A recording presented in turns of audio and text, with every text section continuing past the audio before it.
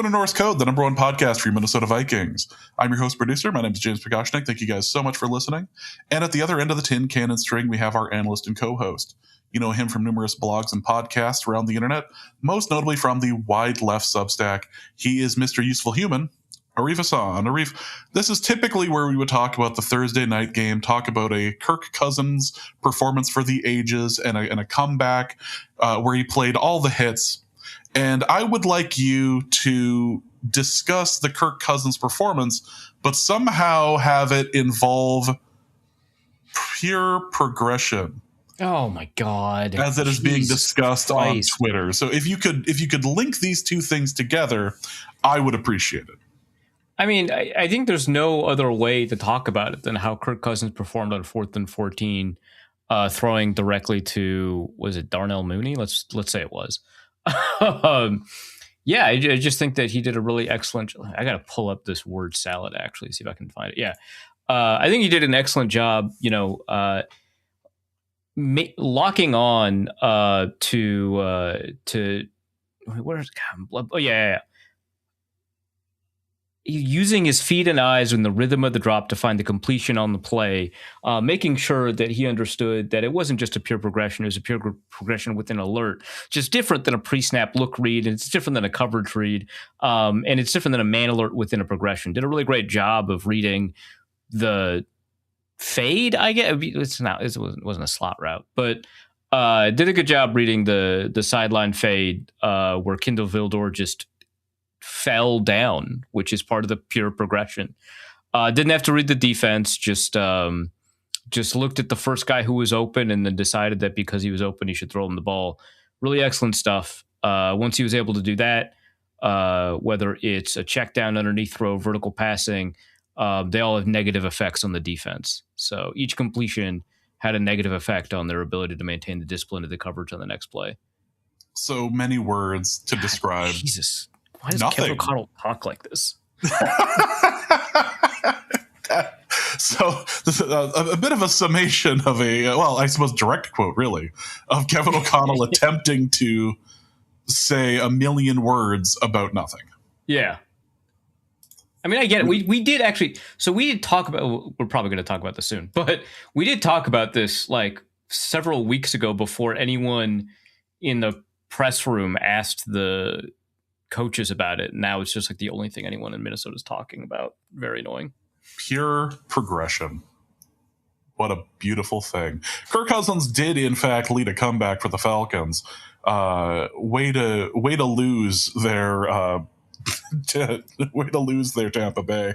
That was embarrassing, quite frankly, especially when Kirk Cousins was playing all of the hits, including the sack fumble that somehow was not taken by the Buccaneers.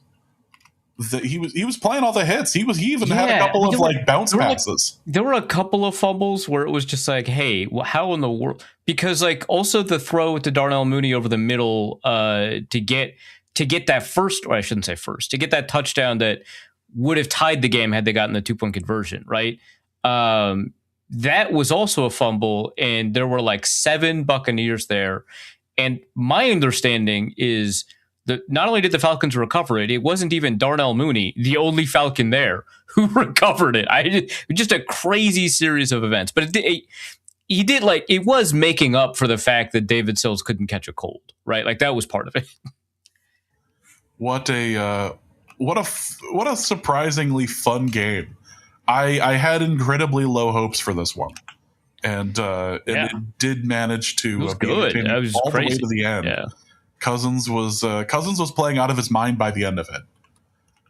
I don't know if you see another fourth quarter comeback from Cousins again, but well, yeah, I was looking at his live PFF grade, and it was the highest he had the last 2 seasons. So it was just like, okay, yeah, this guy's playing out of his mind. I can't wait to update the misery cohort and include this game in it. It's just the misery cohort grows every single week. It's a beautiful thing. Well, welcome to this episode of Norse Code. Hope you guys are all doing well. We have a game to preview. Arif has an interview that was conducted earlier today with a Cowboys expert, so we'll be talking about that. And we have a mailbag as well. But before we start, again, thank you guys so much for listening to Norse Code. If you'd like to help us out financially, there's a couple different ways you can do that. You can go over to patreon.com/NorseCode. For $3.50 a month or a little less for your subscription, you get access to the Discord, bonus episodes, all of that. You can also go to paypal.me/NorseCode as well for a one-time donation. Special thank you to Daniel Steiner. Thank you so much for the donation. And you can also go to norsecode.threadless.com for any number of wonderful pieces of Norse Code merchandise. There are more items now for the Arif. Arif stuff. I have. Did you figure out the thing that you wanted to? No, I have not. I've been away from work. I have been away from Photoshop. So I haven't been able to figure out how to get the wreath on a pair of leggings yet. But I will, and leggings will be available on the store soon. I want to express discomfort, but we've long since crossed that particular Rubicon, right? Okay, I'm already on shower curtains and bath mats and toilet seat covers, I assume. That one doesn't feel particularly any more invasive. somehow that's better. It's fine. Right? Yeah. Whatever. We are also talking to Draw Play Dave about a new merch thing for the Hell League, so that should be in. Oh, it looks great. It looks great. I'm thinking that maybe the Norse Code logo needs to be in the middle of that on the item itself, but we'll see. I think that there's some options here. He hasn't gotten back to me yet, so we'll deal with that here soon. But so all this is available norsecode.threadless.com. Let's get to the interview that Arif conducted earlier today with Landon McCool from Locked On. All right. Hey, I'm here with Landon McCool, one of the hosts, well, actually the better host. We just discussed this. Yes. of the Locked On Cowboys podcast, part of the Locked On network, etc. and so forth. How you doing, man? I'm doing good. It's funny because I was actually talking to Marcus yesterday, and I think he's actually talking to Luke today. So, the inferior host meets the inferier host, and that's right, exactly, yeah. exactly. So it's a real A team B team situation. Yeah, what are we? The Greg Olson CBS matchup, and then over there they've got Chris Myers or whatever's going on. It's so nice of you not to say Tony Romo, but I do think that Tony Romo probably is the lesser at this point, right? I mean, if we want to go full Cowboys, right, we can say we're the Aikman Punk, and then he's the Romo. A lot of Cowboys guys have entered broadcasting. I'm realizing now that's not good. I mean, hey, I'm not going to say we love the Cowboys. That's wrong. I was going to say you'll lose a lot of listeners as a Minnesota podcast. You say something like that. Well, who else you cheer for besides the Cowboys? Is it Dallas teams or is it the Lakers? Which stereotype are you? I root for Dallas teams most. I mean, I'm from Dallas. I live on the West Coast now, but I am from Dallas, so I definitely have a affinity for the Mavericks. I'm not an NBA fan necessarily. I haven't really watched the NBA regularly. It's good. It's good for your health if you're a Mavericks fan. Yeah, honestly, I mean it is. But I still manage to get outraged when Luka gets traded, and I still manage to get happy when Cooper Flagg suddenly appears on the Mavericks. We won't get into NBA conspiracies. But yeah, and for the Texas Rangers, I actually went to high school with the general manager of the Rangers, so I've become more of a fan of kind of following them along a little bit more. So yeah, definitely not I'm not Marcus, where Marcus roots for the Cowboys, the Lakers. He's not a Yankees fan, but he may be secretly. Who knows? So, yeah. It's on the table. Yeah, it's certainly on the table. But yeah, I don't. That puts you in the. I'm trying to remember the starter pack. That puts you in the faded jean shorts, Jordan 4s kind of. Yeah, probably. I'm a Jordan 1s guy, but yeah, Jordan for sure. 1s. Wow, you're really branching out, dude. I know. I'm a real stereotype follower. So. All right, let's talk about them Cowboys. Is that how they say it? I'm sure that's how they say it down there. That's how people from Minnesota say it. That's for sure. No, I think on field, most discussions of the Cowboys start with, well, actually probably the receivers, but I want to talk about the quarterback. Dak, how good is he? Like globally, like how good is he? He's very good. I think, it's as a Cowboys fan, it's been tough to kind of make the argument over the years, and it's really funny to kind of look back at the way the argument has been framed over the years. Like, it started out, is Dak better than Carson Wentz? Well, I mean, do you think you could answer that question for me, Arif? Do you think like we got some? Well, unfortunately, we're not going to be able to find out because Carson Wentz is on IR. Otherwise, we totally would. Oh, otherwise we totally could. I think that Dak is, it's kind of classic, and it's almost like Tony Romo, how Tony Romo was treated on steroids in some ways. Where I do feel like that sometimes, that there's like a very similar public trajectory.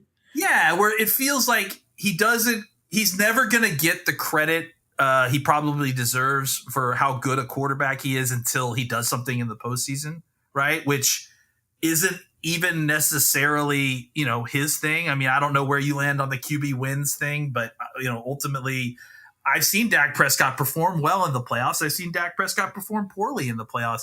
And, that it wasn't the deciding factor in most of these games, except when they did win. So I think that what the numbers that we're seeing Dak put up now show that, when he's got a healthy environment around him, and maybe a play caller who will keep him away from his own bad tendencies at times, I think he can be elite. I think he can be a top 5 quarterback in the NFL. So I saw this take on Twitter about 2 weeks ago, which it's a good take because I remembered it. You only remember the good ones on Twitter, right? Yeah, right. Yeah, exactly. That's how the human brain works, for sure. Right. That if the Cowboys had like a semblance of defense, that Dak would be an MVP. Like people would talk about him like they're talking about Matthew Stafford right now. How do you feel about that?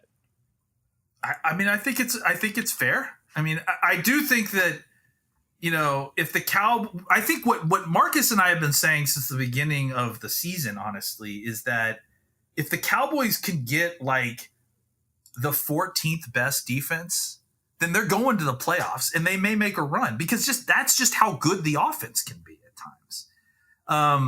I think that, the defense, and you understand like as well as anybody, like the kind of interplay and how bad defense can affect your offense and how it can affect game script and how you're playing and all of those things. And I think you see all of that, right? Where, and I think it also kind of feeds into, some of the playoff narrative stuff that we hear, right? Where Dak gets into a situation where it's all been put on him. And now he's having to, go above and beyond to try to dig them out of this hole or to climb out of this hole that his defense has dug into him. And yeah, I mean, again, I'm having a physical reaction to saying these words because I'm remembering Tony Romo having a very similar experience.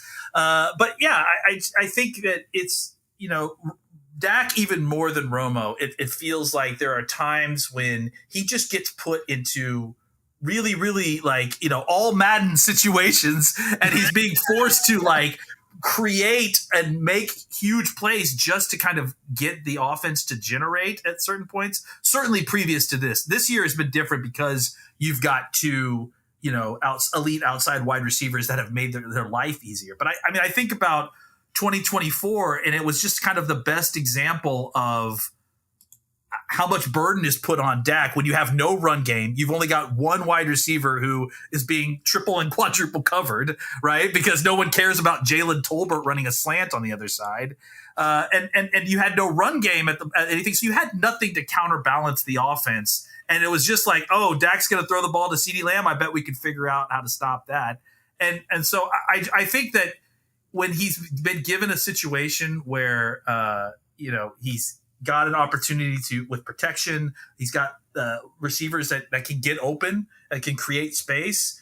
I think he can be an elite quarterback. I still think that he has a tendency, because of who he is, to still want to throw like into the high difficulty throws. Like he's still always going to be seam god, he's still always going to be the guy who's trying to fit it in between your safety and your linebacker to the outstretching hands of whatever tight end is running up the seam.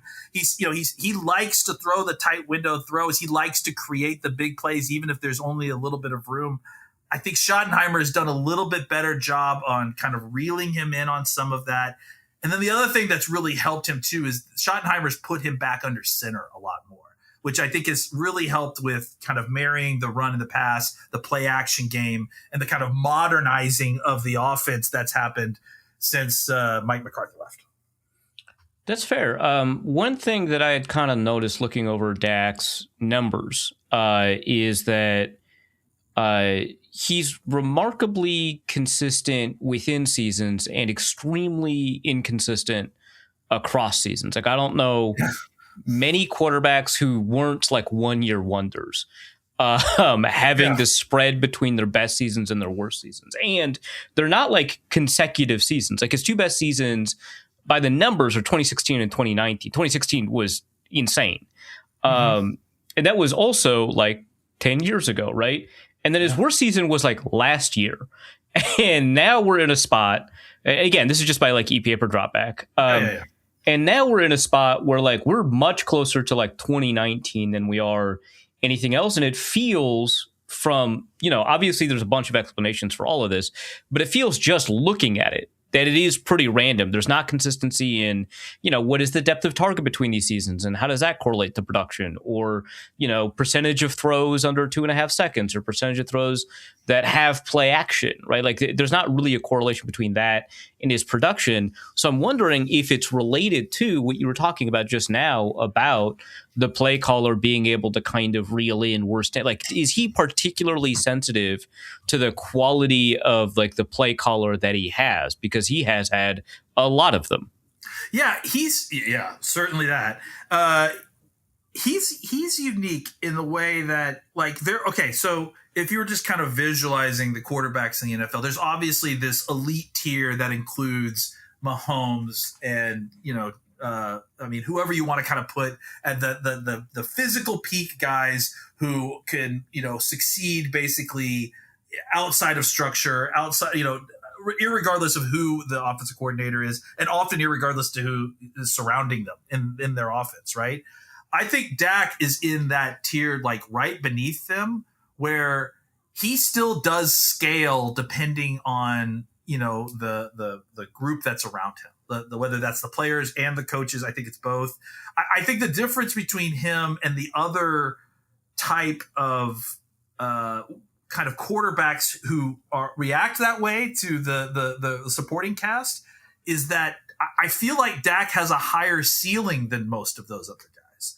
I think when Dak gets put when you put Dak in a situation like he is currently, where two wide receivers that can actually get open, a play caller who understands how to manipulate the offense in a way to gain advantages whenever they need them, a running game that isn't elite but it's certainly efficient when you need it to be. So it's at least another angle of the offense that you can rely on.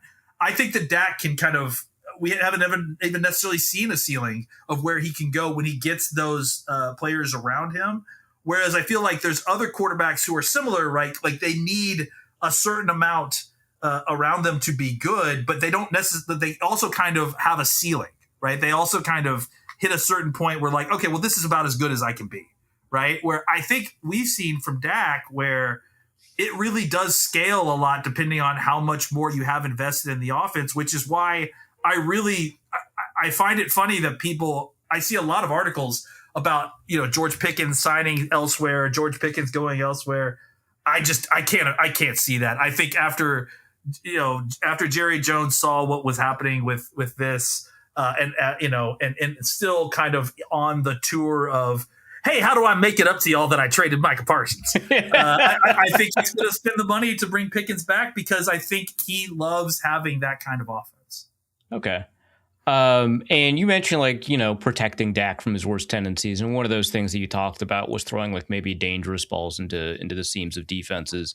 Is that primarily it, or what are kind of the problems he tends to run into when he's given the freedom to be bad, as it were? I think what it is that when he has to throw the dangerous throws, it's problematic. But when he doesn't have to throw the dangerous throws and he's just throwing them because he's for the love of the game, yeah, I think that's when it's okay. But I think when there's something, there's a phenomenon that Marcus and I referred to called sweaty Dak, where it feels there's high pressure games, and it's not that he's it's too big for him or that he can't function. It's that he's too hyped up. And the reason we call it literally sweaty Dak is because you see him pre-game and he's already fully drenched, right? Because he's done all these extra workouts and he's just hyped and he's, and so it feels like when it's bad is when Dak's in sweaty Dak mode, and then he's being forced into a situation where the only option he has in order to move the football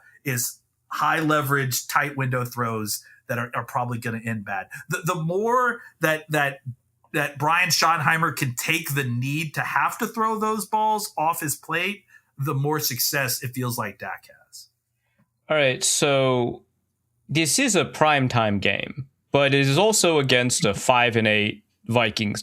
Where does this land on kind of the pregame pressure meter, as it were? That's an interesting question because, it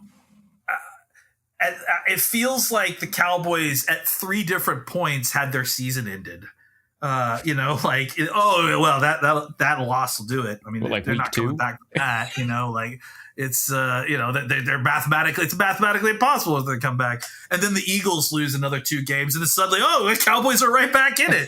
So, we're in the hunt. We're in the hunt. Yeah. So yeah, I don't. Where does the 40-40 tie rank into? How do you evaluate that? It's been a wild season. I mean, listen, that whole game, you could do an entire movie on it, really. Because you think about all the drama surrounding Micah coming back and everything about it, and then ultimately ending in a tie, which has had kind of long-ranging, effects on the Cowboys season, positive and negative. It feels like, right? I don't. I think that the Packers game definitely qualified as a big game for the Cowboys, for the Cowboys, right? Right. I do feel like they viewed that as an important game, and I think ultimately they played like it, right? They played really well. I mean, maybe not the defense, but I think that's to be expected. So I think it's not a phenomenon that shows up with Dak in every big game.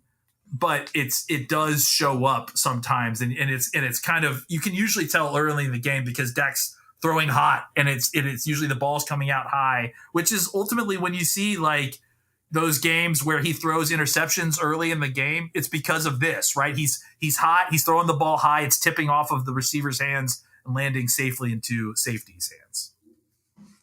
Oh, that's interesting. So True Media has just a crazy suite of statistics, right? Oh yeah. And there's a difference when his average pass speed. I can't believe we have this data.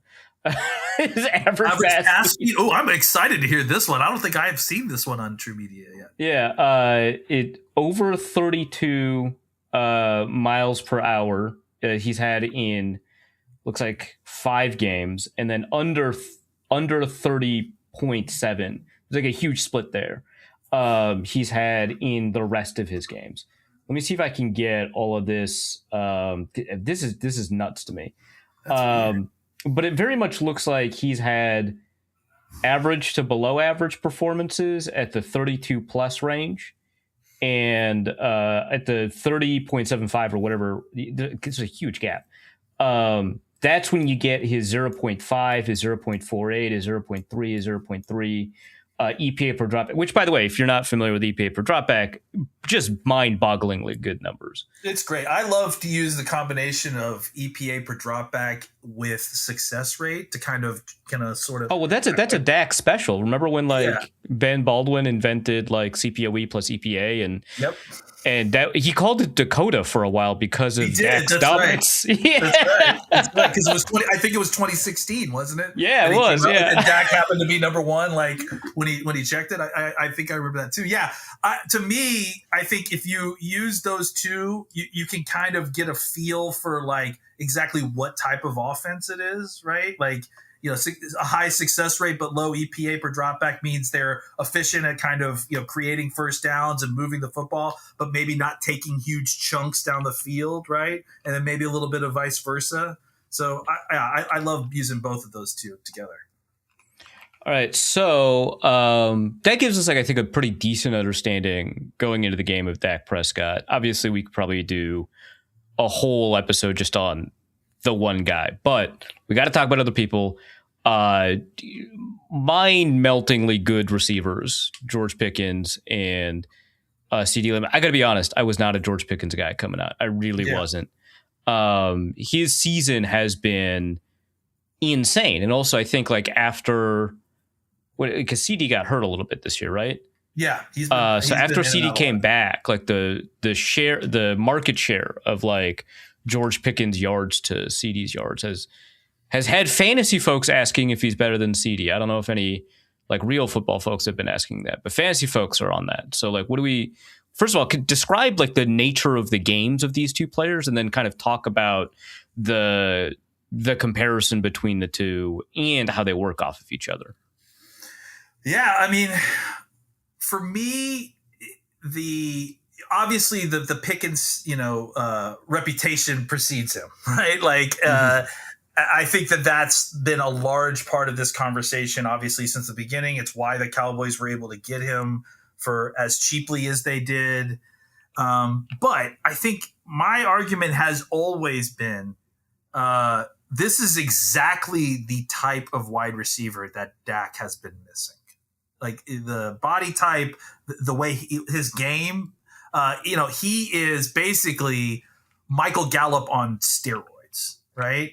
And that's kind of what a big portion of what Dak has been missing is this X receiver who can win downfield, who can vertically stretch a defense, who can, run the slant when you need him to, can be efficient in the short game as well.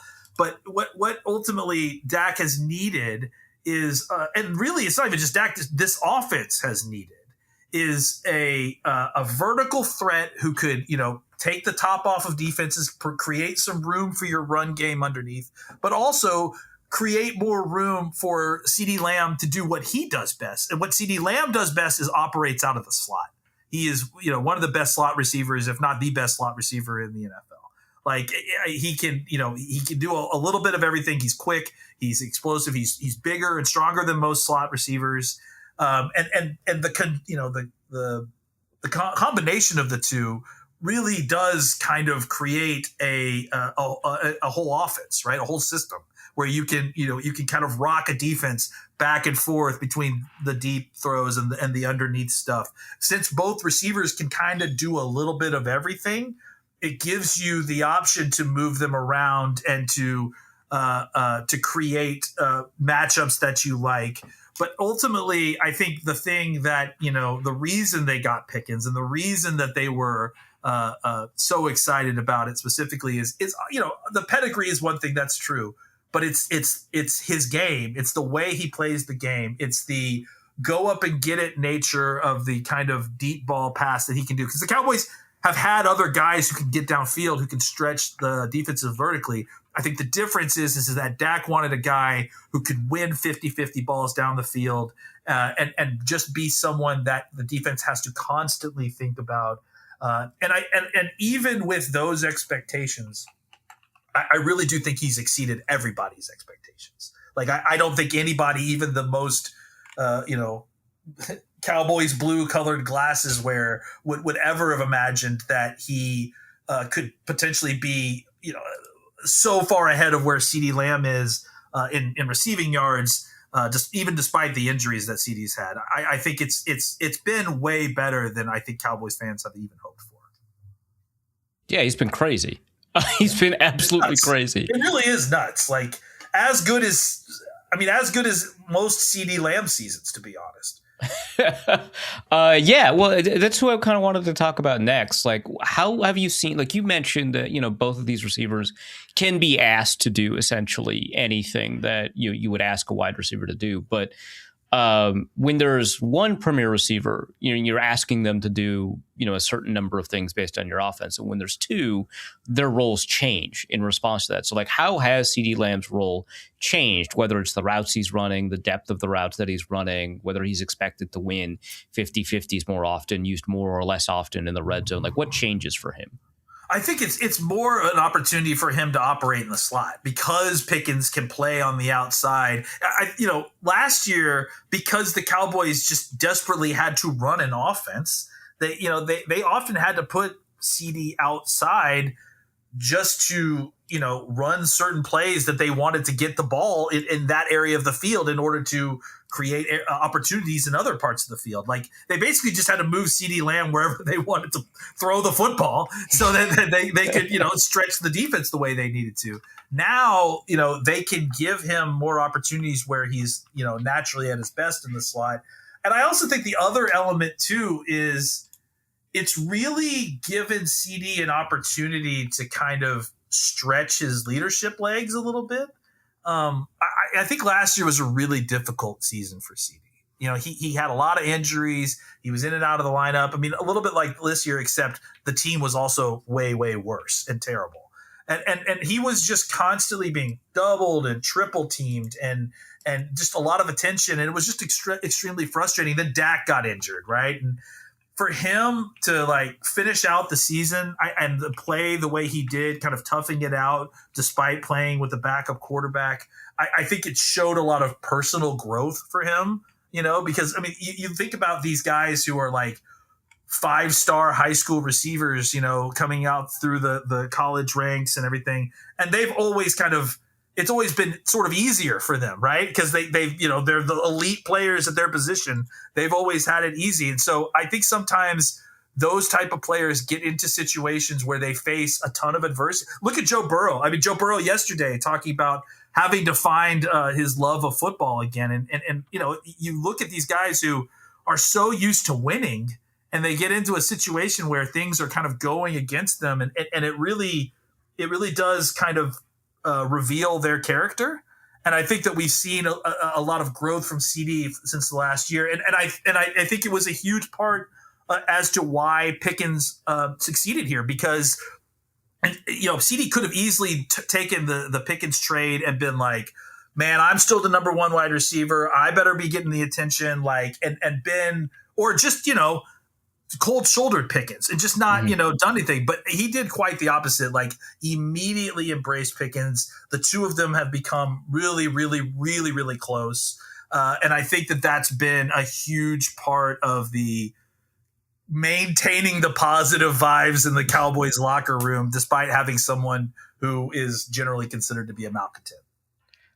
Who's better? It's tough. It's a lot of silence, man. I know, because I don't think that there would have been as much silence, a few weeks ago. But as the weeks go on, it's just like, and look, Pickens didn't have a great game against Detroit. CD did have a great game before he got hurt. But it does feel like it's almost, matchup based. That's a cop-out answer, right? It is a cop-out answer because I think I'm still. I mean, to be fair, I think I'm still learning the answer as we go. I don't think we've gotten enough data points to know for certain. 3 years ago, where would you have ranked CeeDee Lamb among all receivers in the NFL? 3, 4, 2? Probably. Yeah, I think that's fair. Yeah, and I think now I'd say that they're probably both top 8, right?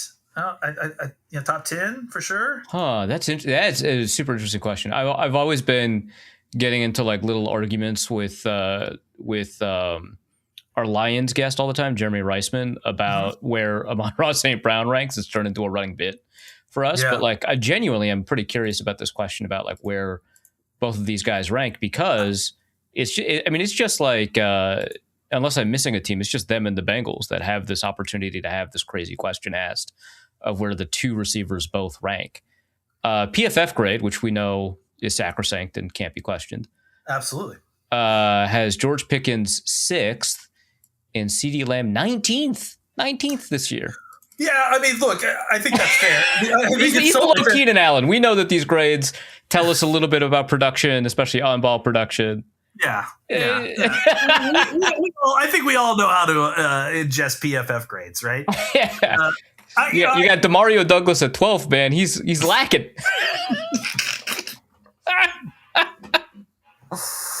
No shade to Demario. Sometimes things don't pass the smell test, you know. I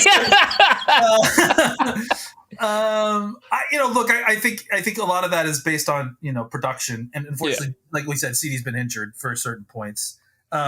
But I think as far as talent goes, you're picking a wide receiver to catch a first down on the Super Bowl, and no. Like I think I would pick him probably. Honestly, I think you mentioned Amon St. Brown. I think that he and CeeDee Lamb, even though they're not similar players, I think they're similar talents. Yeah, right? Fair enough. Yeah. Well, so I want to talk about like just the general construction of the offense, but I think that we should probably talk about Jake Ferguson first. Really, I have a really frustrating relationship with Jake Ferguson. I don't know him, obviously, but rather every time I bet on him, he gets a bunch of targets and no receptions. And then every time I don't, but I play against him in fantasy, he demolishes me. So what is does he still lead the league in like tight end targets or whatever? What's going on?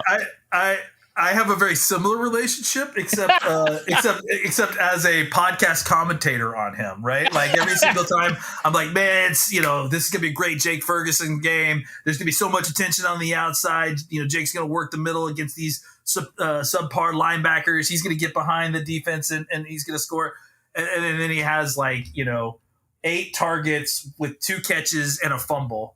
And it's like, what happened, dude? So yeah, and then I write him off. I'm like, man, maybe we need to think about what's next at tight end, or see if they can get some more targets to Brevin Spann-Ford or something like that.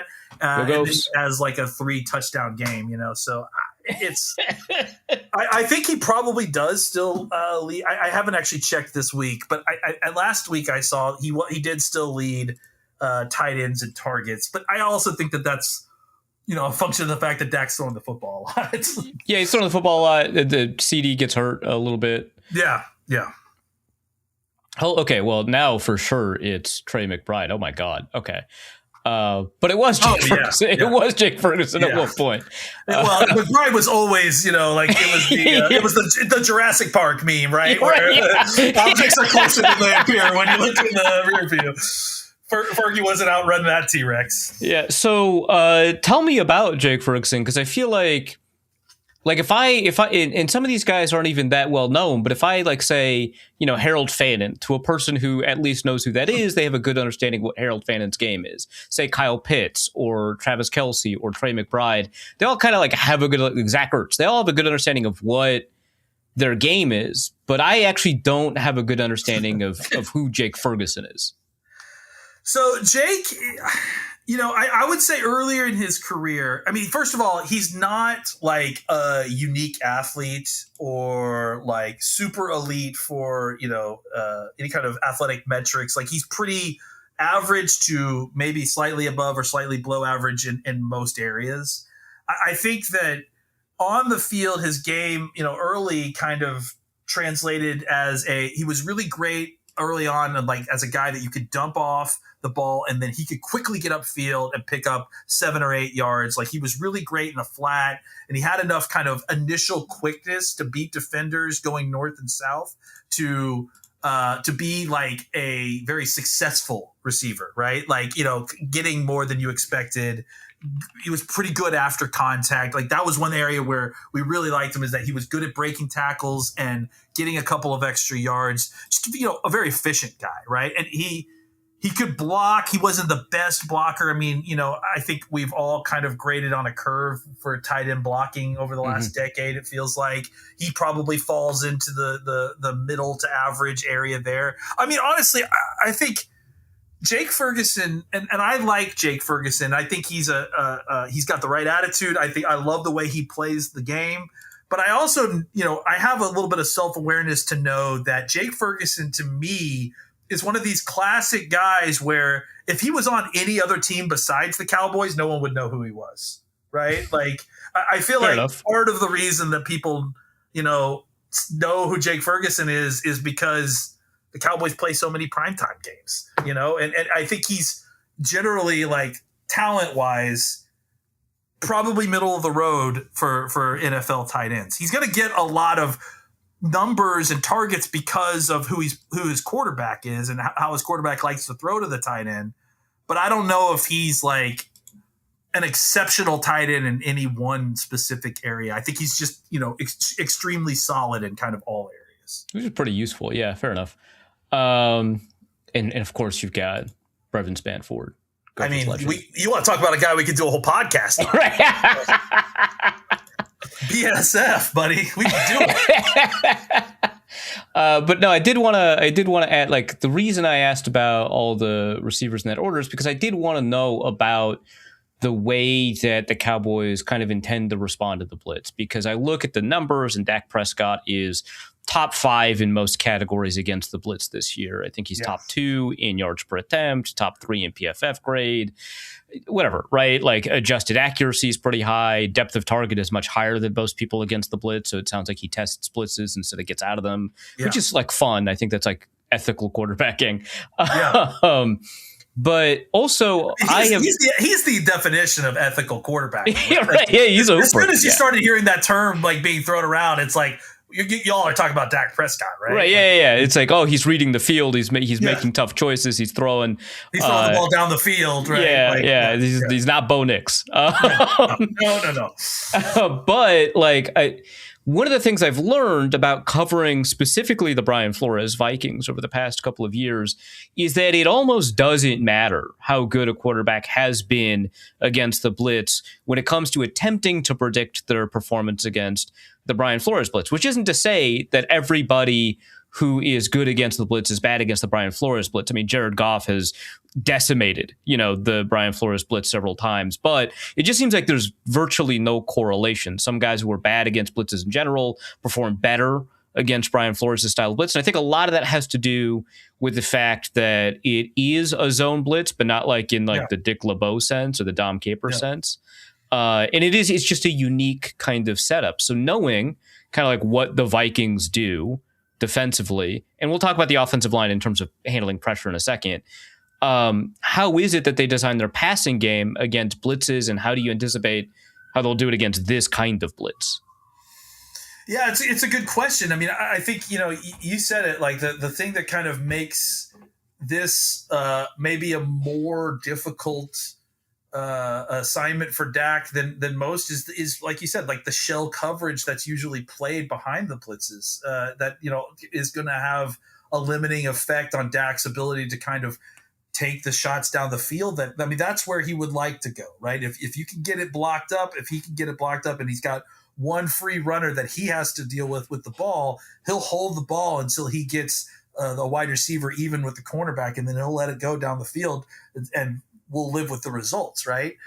But if you've got safety coverage at the top and he doesn't have as much of that opportunity, it's going to be about like in-breaking routes, like, deep ends. They obviously Dak likes to throw hitches. And I think as much to the Cowboys fans' chagrin, but I do think that you get a guy like Pickens who can run a stop route, and they also have been better this year about doing, kind of more interesting solutions here, like, some of the kind of running back screen stuff where they release a tight end out to the flat and then they flare the running back out after a chip, and then they get the ball to him on the move with the blocker in the flat.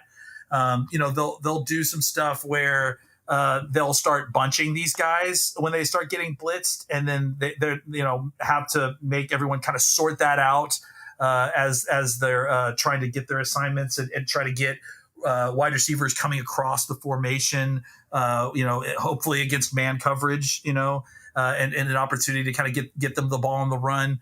And I think the one thing that Dak has done a little bit more this year than it seemingly he has, I think really since before this last injury, is that he made a real concerted effort to get into better shape. I mean, he's always that's the big difference between him and Tony Romo, is that Dak's never really been out of shape, whereas you could say that about Tony. Maybe. Tony's going down to Mexico and yeah. And he showed up the broadcasts a little bit. I don't think going down to Mexico was the problem. I think going to the Mexican food restaurant was the problem. I think that was a crazy story. I just said for people who don't remember, that was a crazy series of storylines where people were like, should we blame Jessica Simpson? No, I think it's because he went to Mexico. And everyone was just saying stuff like whatever. Yeah, well, it's crazy too, because Jessica is from Dallas. So there was a lot of love for her kind of in this as a local girl, right? Man, that all turned real quick. That turned real quick when that all went down. No, but going back to, I think Dak's gotten himself into even better shape now. I think he's actually lost some weight. And what you seen him manifest that into doing is he's running the ball a little bit more. He's squirting out the front of the pocket when he has our Dak? That Dak? Yeah. Well, listen, it's not. I'm not saying he's Jalen Hurts. I'm saying when the opportunity presents himself, it's an option now where it felt like before it never would be an option. So I just think that what they're doing now is they're giving him more tools to solve these problems, as opposed to, oh, well, if they blitz, here's your hot.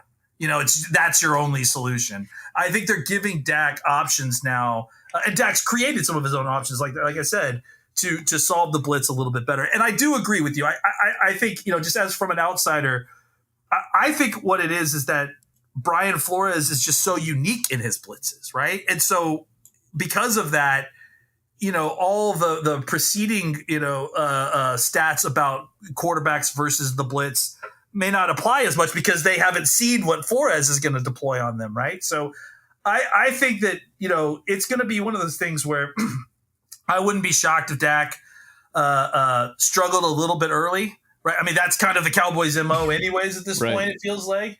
But I think that part of that is because they really do like to kind of feel things out in the first quarter. They want to see they deploy very kind of base versions of all their plays, and then they see how the defense responds to that. And then later on, that's when they start kind of, creating iterations off of that and start kind of, adding in the constraints to those plays. And that's why you see them go from, I think, if I'm not mistaken, they're averaging 3.8 points in the first quarter, which, I'm pretty sure they're the number 2 scoring offense in the league or something like that. So it shows you how many points they're scoring in 3 quarters, right? And I think that ultimately what it is they just, that's what it is. They spend the first quarter going through their game script, seeing how the defense reacts to that, and then building off of the information they've gathered in that first quarter. So I was surprised by what you'd said about Dak, having the freedom to rush a little bit. So I looked up the numbers, right? So PFF separates things up by scrambles and designed runs, and it's obviously very funny that there are designed runs.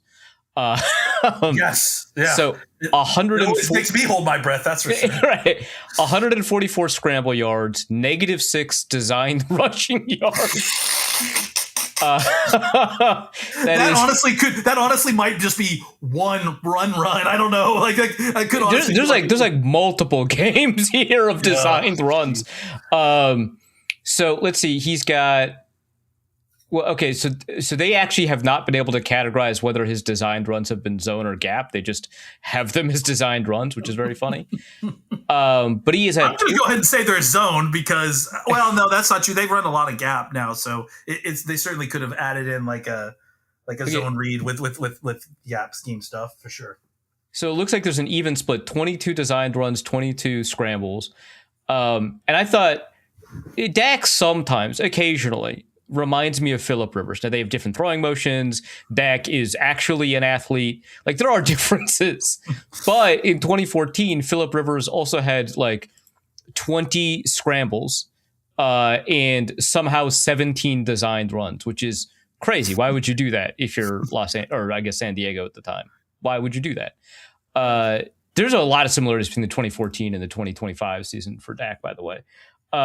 Just crazy that like a guy that I've occasionally thought of as Phillip Rivers-ish, positive compliment, having like, one of the benefits of this offense is that he now scrambles a little bit more. It's just like a crazy series of sentences. Well, it used to be a big part of his game. But it's super is not anymore. That's like super is not. No, but I think that after that last injury, the hamstring injury, like he got it just by running. Like he didn't get tackled or anything. Like he was running out of bounds and he pulled the freaking hamstring off his bone. It's like, and so I think he wanted to be able to run more if he needed to without, pulling his hamstring off. So I think that's kind of the impetus there for all of that. Fair enough. Let's talk about the offensive line and the ability to kind of pick up these pressures. And the Vikings have a remarkable get-off artist in Jonathan Grenard, whose numbers aren't that good this year, but that's whatever. His numbers are fine. His win rate is really high, but like he's not getting sacks and stuff like that. Mm-hmm. They also have Andrew Van Ginkel, the Gink, who's a pretty good edge rusher, but also just like an insane screen defender. Yeah, I was going to say, like, thank God that Cowboys don't run a ton of screens. Yeah, because, I was going to ask, but I was like, hey, are you going to make the one mistake you can't make? Okay, no, okay. No, okay. You got Dallas Turner. I'm sorry, real quick. I can't believe that people are still throwing screens. Yeah, it's nuts to me because that's been the book on him since like his final year in Miami. Like we know this about him. The guy is like that's got a preternatural instinct to know when the screen's coming. Yeah, it's so crazy to be like the best in the world at one extremely niche talent. Extremely niche. Like that's screen game. Get Brad Ginkle out there. It's 3rd and 10 on the negative 25. They're definitely not the field. Get out there, Ginkle. Get out there. But yeah, you got Dallas Turner, who's like looked pretty good the past 5-6 games. You've got Jalen Redmond, who's looked good. You've got Jonathan Allen, Javon Hargrave. So you've got like a defensive line, and then you've got this crazy blitz scheme. And so one, like your confidence in some of these individual one-on-one matchups. Two, the ability of the Cowboys to communicate well enough to pick up on blitzes and stunts and twists. And there's a ton of simulator pressures. Like I think people know that Brian Flores in the defense ranks number 1 with a bullet in blitz rate, but sometimes they also don't realize they rank number 1 by a hefty margin in simulated pressure rate. I think it's like 14% of their dropbacks are simulated pressures, which is crazy because like 65% of them are blitzes. So there's just like not many normal downs in this defense. Yeah, no kidding. So like, what do you think about like the communication and also the one-on-one matchup ability of like, who's playing left tackle? Is it Nate Thomas? It's Nate Thomas. Yeah. So with Guyton out, it's Nate Thomas who the Cowboys have had. They're excited about the player. I think for the long term. Okay, when you lead with that tells me he's not good now. Okay, well then I won't lead with. Look, he's a backup left tackle. It's like it's a sliding scale here. It's like, so I think he's a learning young player. So yeah, he's got some pretty clearly defined weaknesses and some pretty clearly defined strengths. I think he. Is probably at this point a little bit better right tackle than he is a left tackle. I think for the most part, when he's been out there, he's handled his own. Like this is certainly not his first start or even his second start. He's been out there, and he's at times, like even when he wasn't starting, there was a time before the bye that they liked him so much in practice that he was actually starting to rotate with Terrence Steele on the right side. And as trying to see if they could work him into being a starter. Not to be too mean, but that does sound like, damning with faint praise. Like, oh, he's beating up Terrence Steele. To a certain degree, but Terrence Steele's played better football this year than last few years. So that's why it was a little surprising, is because it did feel like, oh, Terrence is actually playing some pretty good football, back to better football than he has been the last few years. And then still they were trying to see if Thomas could take that job. Part of that is because Terrence Steele's got, I think, a $14 million cap savings if he gets cut next year. So they're kind of just, doing a tryout. But I think, the last game against the Lions, obviously he started at left tackle, and, he went against Aiden Hutchinson, and it certainly looked like a young left tackle going against Aiden Hutchinson. But then on top of that, he was also kind of getting beat by Al-Qadim Muhammad. Yeah. So I got you. Which I mean, he used to be a Cowboy, so I have an idea of like where he is in his skill set. And I'm not thrilled that my backup left tackle was getting pretty consistently whooped by him. So I generally, before the Lions game, had a lot. I mean, let's scale this properly. A lot of confidence for what a backup left tackle could provide me. Sure. But as of like last week, I'm a little bit nervous going into this game. Okay. What do we think about Cooper Beebe, the Tylers, the guards Tylers, and that like interior matchup? I think that Tyler Smith is still dealing with this knee tendonitis, which has kind of, limited him physically this year. And I don't know that that's necessarily going to be solved until, the off season, where they learn how to manage that a little bit better. So I think he's been, he's gone from probably one of the best guards in football to, I would say, average, just while dealing with this tendonitis. He hasn't been the same Tyler Smith that we've seen the last few years. Cooper Beebe is a guy that we all expected to kind of take a big step this year because of just the timing of his development. He made a switch from collegiate tackle and potentially guard to center. So it was a transition. He had a high ankle sprain that kind of kept him out for it was like 3 or 4 games. I can't remember the timing of that. And it seemed to kind of disrupt the flow of his progression. I think he's still an above average center. I think he's done a much better job of the intellectual side of being a center, like, making sure he's got everything called out correctly, identifying the fronts, that sort of thing. I think Dak originally was kind of doing all of that for him. I think he started to kind of, turn that back over to Cooper. But I think as far as developing as a blocker and as a, specifically a run blocker, I think he's a big, strong center. I mean, in relative terms, I still think the technique is still being refined a little bit.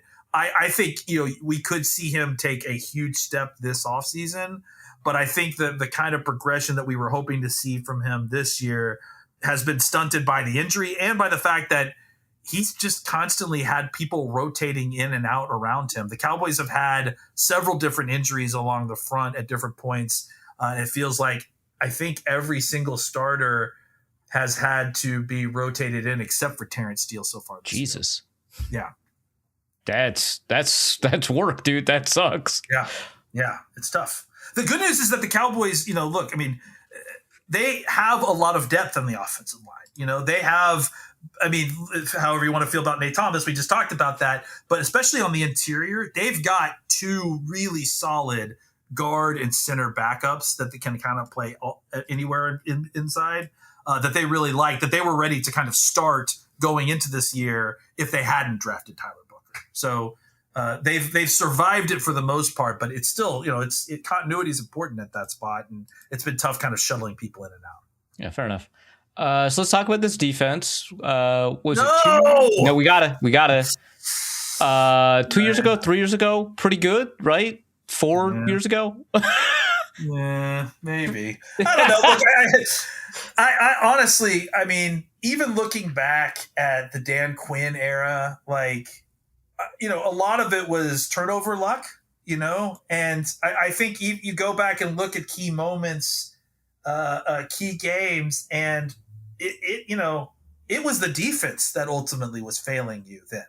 Even back then, like even when it was Quinn as a defensive coordinator, it felt like in high leverage situations when you needed your defense to be good, they weren't. And listen, y'all scored 31 points against the Dan Quinn defense last week, so you guys have some idea of what I'm talking about here. That was a fake pseudo Dan Quinn defense. I think that's the excuse that's often used, I think, with Dan Quinn defense. Oh, that wasn't the real Dan Quinn defense. I promise you it wasn't. That's probably fair. No, let's. We should talk about some of these players, right? Is Clowney playing? Yeah, I think Clowney probably will play. Yeah. Okay.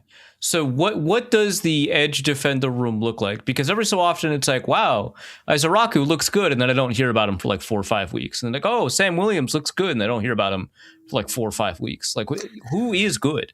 Izaraku is good. Okay. I think he's a rookie, so obviously the consistency is always going to be kind of an issue there, especially at edge. It's just such a tough player, a tough position to come in and play as a rookie. I mean, next to defensive tackle, maybe the most difficult defensive position to kind of come in as a rookie and really perform. I think the thing that's been interesting with him is that, he kind of was drafted with the idea that, man, this is going to be a really big pass rush specialist. We'll come in, he'll blitz, he'll come in on passing situations and just be a real another guy on the edge, right, that you can just rotate in. And in reality, what he's been is a very, very, very good run defender. Like not that many varies, but a good run defender, right? And I think that's surprising. Hold on, not that many varies. Yeah, I had to self-edit there. I think you don't expect many undersized 245-pound rookie defensive ends to be good on the edge and stopping the run, right? But he has been very decent, and I think look, I mean. Once the Micah Parsons trade happened, it kind of just took a sledgehammer to everything, right? Like, I mean, you don't say. Yeah, I know. I know it's a really breaking news here, but I mean, part of the reason that that Jerry Jones is lying about the timing of when he wanted to do this is that they spent the entire training camp and offseason building a defense around Micah Parsons. And then, 4 days before he first came, you trade him. So, it really took, the Cowboys a long time to kind of reconfigure and figure out exactly what they're doing. And again, they were in a defense in which they were relying on pass rush to make up the shortcomings on the defensive backfield, right?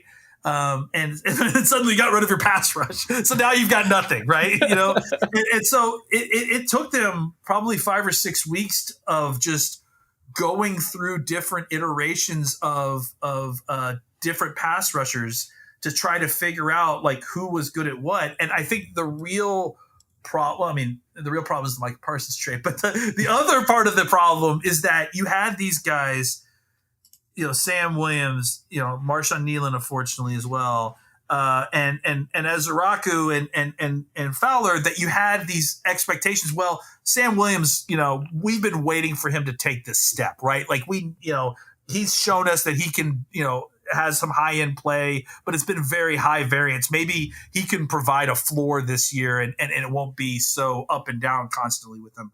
And unfortunately, it just wasn't that. Like Sam Williams was, got full reps, got full opportunity with the Micah Parsons situation, and has been mostly terrible. Like he definitely has had some big plays, and that's what kind of you do something like this and totally redeem yourself constantly with him, right? But there's just, for people that study the film, there's just too many times when he's getting collapsed on the edge in the run game, or he's going in the wrong gap, or he's, getting his hands on the ball carrier and not bringing him down.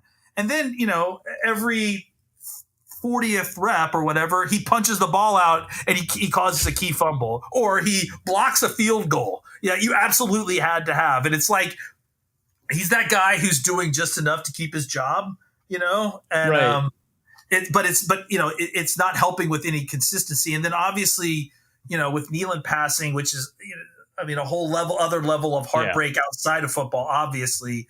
But even before that, like, Nealon was kind of put into a spot where, he was still kind of learning and developing and thrown into a snap count bucket that was way too high for him. He wasn't ready for. So I just think that, it wasn't just about losing Micah Parsons, the talent. It's that classic thing where, when you trade for a guy and you bring him into your roster and then suddenly everything falls into place because it moves all the other players in that position down a rung and everyone fits their roles suddenly great. It's the opposite there. You took away the top piece. Now everyone's got to play a role above their where they were previous. And it didn't feel like any of them, not any of them, were ready for the level up that they were being asked to kind of make because of the Micah Parsons trade. So the defensive interior is super interesting to me, because if you told me, like, at the end of 2023, right, that the Cowboys would have Osa Odighizuwa, Quinnen Williams, and Kenny Clark on their roster, I would have been like, that's insane. That's the best defensive interior in the NFL. And I don't think any of these players are playing poorly at all. Don't get me wrong. I think they're all playing very well. But also, I have certain expectations based off of my understanding of their history of play. And in my opinion, it feels like they're not meeting those expectations. And I don't think it's entirely because Micah Parsons isn't there, because Quinnen Williams and Kenny Clark made their name without Micah Parsons on their respective defenses when they were that good, right? So, like, what am I wrong? Are they playing as well as I had expected and I'm just not seeing it? Or what is happening here? I think Quinnen Williams is playing outstanding. I should. Yeah, Quinnen is playing outstanding. That's fair. Quinnen is playing outstanding. I think that Kenny Clark has been much better since Quinnen Williams has shown up. And I think Osa has been too, but I think but before Quinnen showed up, Osa and Kenny Clark were extremely disappointing. Overall, I think there are times when you saw sparks, but Osa was a consistently good player. Like, it's funny. I hate to, like, constantly communicate through memes, which just feels like that's the way we communicate nowadays. But when you were talking about, how did they get Quinnen Williams, and it made me think of the Phantom Menace, or no, it's the Star Wars meme where it's Anakin and Padme, and they're like, oh wow, you got Kenny Clark and Quinnen Williams with Micah Parsons. That's incredible. With Micah Parsons, right? Right? Right? Anakin's just sitting there smiling. I think. Look, the Cowboys had a strong desire to improve the defensive interior. They needed to improve the defensive interior. Osa Odighizuwa, the signing was happy news for Cowboys fans because he's performed well. But even then, everyone knew that they just did not have the size and the strength that they needed inside. And again, another that's so funny, given that they had, like, Mozzie Smith and, like, there's like videos of him at Michigan doing, like, the Turkish lift or whatever it's called. Breaking that machine they have, the torque rotation machine that the Michigan had. Yeah. They had some sort of, like, torque rotation, like, strength measure, and Mozzie broke it. Like, literally broke it. Like, and so, yeah, there was lots of hype there. Never panned out, just never fit. Honestly, it's hard not to blame the Cowboys for that, right? Because they brought him in. And I'm looking at you, Dan Quinn. It's because they brought him in as this 330-pound nose tackle, immediately asked him to lose 20 pounds and play as, like, an up the field 3 technique, which, wasn't at all what he was doing under Mentor at Michigan. Anyways, I think they finally got to a spot where their defensive tackle room is where they want it to be. But I think that, it's without the kind of other pieces on the edge, it doesn't quite have the oomph that it needs. They really missed Clowney last week, which, really tells you something, right? Because Clowney's a veteran. He wasn't on a team until he got signed. I mean, not exactly the marquee player that maybe he even ever was. Right? I don't know that he ever was lived up to the first overall pick. It's just reminding me of some Twitter discourse I got into trouble for. I'll tell you about that in a second. But yeah, I think I've been in similar discourses. But I mean, the fact that the Cowboys noticeably missed him in this game, I think speaks to where they are right now in the edge room. That if they don't have that other big body on the edge that allows them to play the kind of 5-man fronts that they've started playing a lot more since the trade, then I don't know that they have a lot that to generate a pass rush or to do anything on the edge that doesn't come through having to blitz more, which they are terrible at blitzing. They're just awful at it. Well, that gives it. Well, I'm gonna bring up the Jadeveon Clowney thing. I said that he was probably the best bust of all time because I consider him, because he's the first overall pick. I consider him to be a bust. I know, I get that, and I think that makes some sense, right? And a bunch of people got mad because they're like, he's not a bust, and it's like, dog. Dude, yeah. I mean, just look at the money that you would get paid when you're a first overall pick. It's guaranteed, dude. Yeah, absolutely fair to call him a bust. But also a player that is still useful. Yeah, exactly. Yeah. So, Jake, just a heads up, I've got about 15 minutes before I got it. Yeah, for sure. Kenneth Murray, why is he playing? On a football team? I don't know. Wait, what is he doing up there? Shut up. The thing about the defense is that it's the usual suspects, right? It's always seemingly 3 guys that are kind of constantly creating major problems for the Cowboys defense. Unfortunately, Sam Williams is one of them. Kenneth Murray is definitely another one of them. Maybe the biggest, but the thing about Kenneth Murray is he's that guy everywhere he's been. It's too bad we only have 15 minutes because honestly, I could do 25 minutes on. You knew what he was when you traded for him. That's crazy. He's been the same guy since Oklahoma. I remember I made all these same arguments when he was a draft prospect. Hey, this guy doesn't know what he's looking at, but he sure does run fast towards it. I mean, it's unbelievable how much, and look, the Cowboys, Will McClay has had a lot of success with reclamation projects on first round picks. I endorse that as a method of player acquisition. I think trying to reclaim former first round picks in a new situation, I think it's a good way, a low cost way to potentially hit a home run. But it's also, if a guy shows you who he is, believe him. I think the Chargers and the Titans pretty well proved to you that he's exactly the same guy that he was in Oklahoma. I don't know why they insisted on going out and to get him. Part of us kind of thought, well, look, Eberflus is a lot of things, maybe not a lot of good things, but one thing that Eberflus, kind of is well known for is at least he's a linebacker whisperer. Right. And the Cowboys fans know that he was a very huge part in the development of Sean Lee and some other kind of key guys at certain points.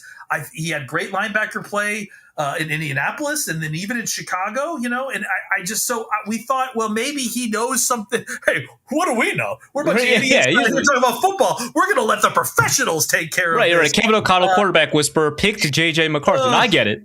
Yeah, I think you do get it. I hear so many good things, or at least over the years, of it's Maris Lufau's time. Logan Wilson is so great. DeMarvion Overshawn is not getting enough snaps, and it's like I kind of agree actually with all of that. What in the world is Kenneth Murray doing here? I don't know. Well, listen, I'll say this too. Leofau's been another guy who just has looked lost this year. That's I don't know good. what happened between last year and this year, but honestly, one of the biggest issues with the line with the defense in general is just the linebacker play has been so terrible that you've been begging for DeMarvion Overshown to come back from an ACL injury just to go out there and play some average linebacker while he's getting healthy. Yeah, I mean it's and I mean again. I've seen a lot of Cowboys fans try to defend Kenneth Murray, and What? I don't even get me started.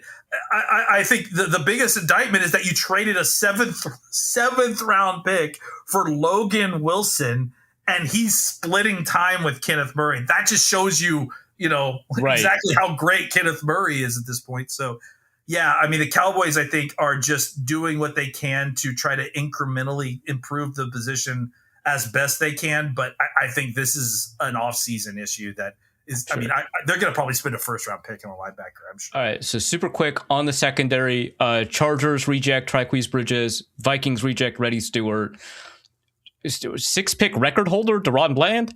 Question mark. Yeah. And ACL haver Siobhan Revell, right? That's nice. Yeah, that he has it. Is the secondary doing all right? Are they mentally okay? No, they are not doing all right. They are definitely not doing all right, whether you mean performance or emotionally, I would imagine.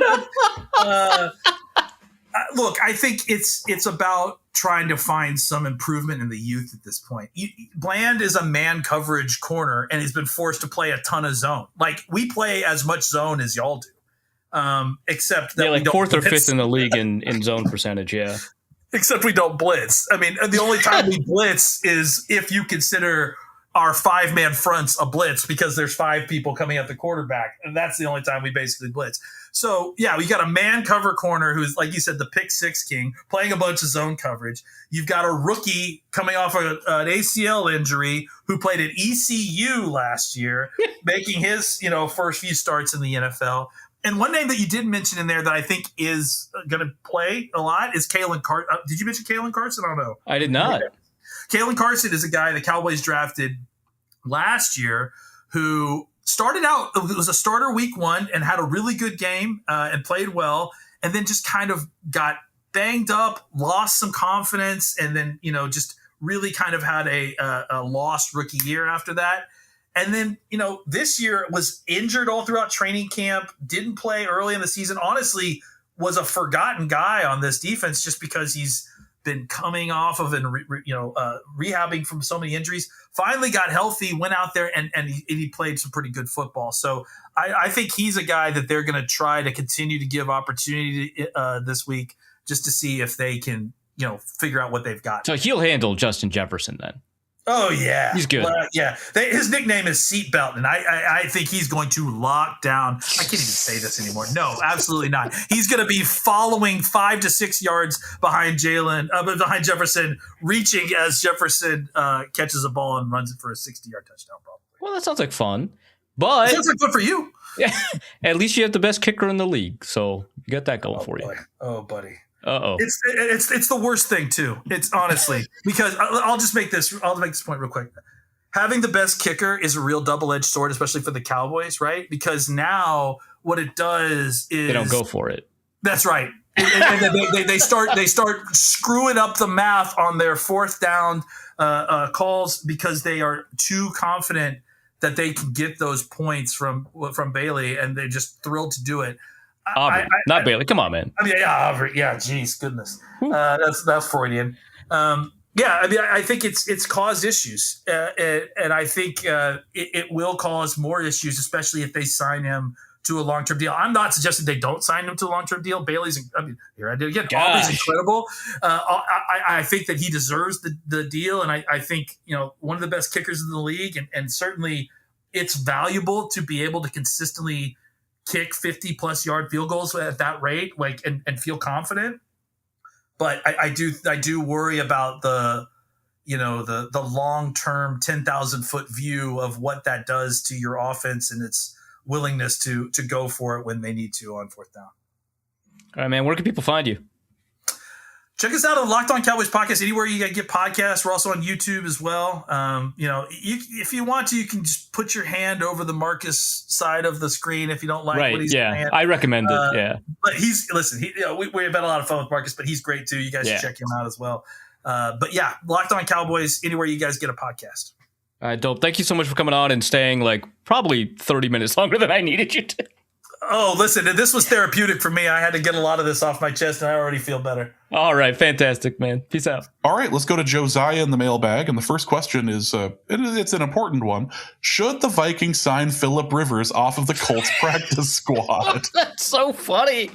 Obviously, he would just say no. I think he's coming back specifically for Shane Steichen, and he's like deep friendship with like Riley Leonard, who is like his neighbor in Fairhope, Alabama. He's like doing several friends a solid. By the way, the most insane solid I think you could do for someone, because like if it doesn't work out, you're like, it's 2010 Brett Favre, right? It's a disastrophe. Like you're like losing limbs. He's at the limbs. age now where like you stop saying yes to helping your friends move. Right. Yeah. He walked into the press conference and was like, oh my God, we're not in Zoom. Like, that's the last time he played football, when all the presses were conducted via Zoom.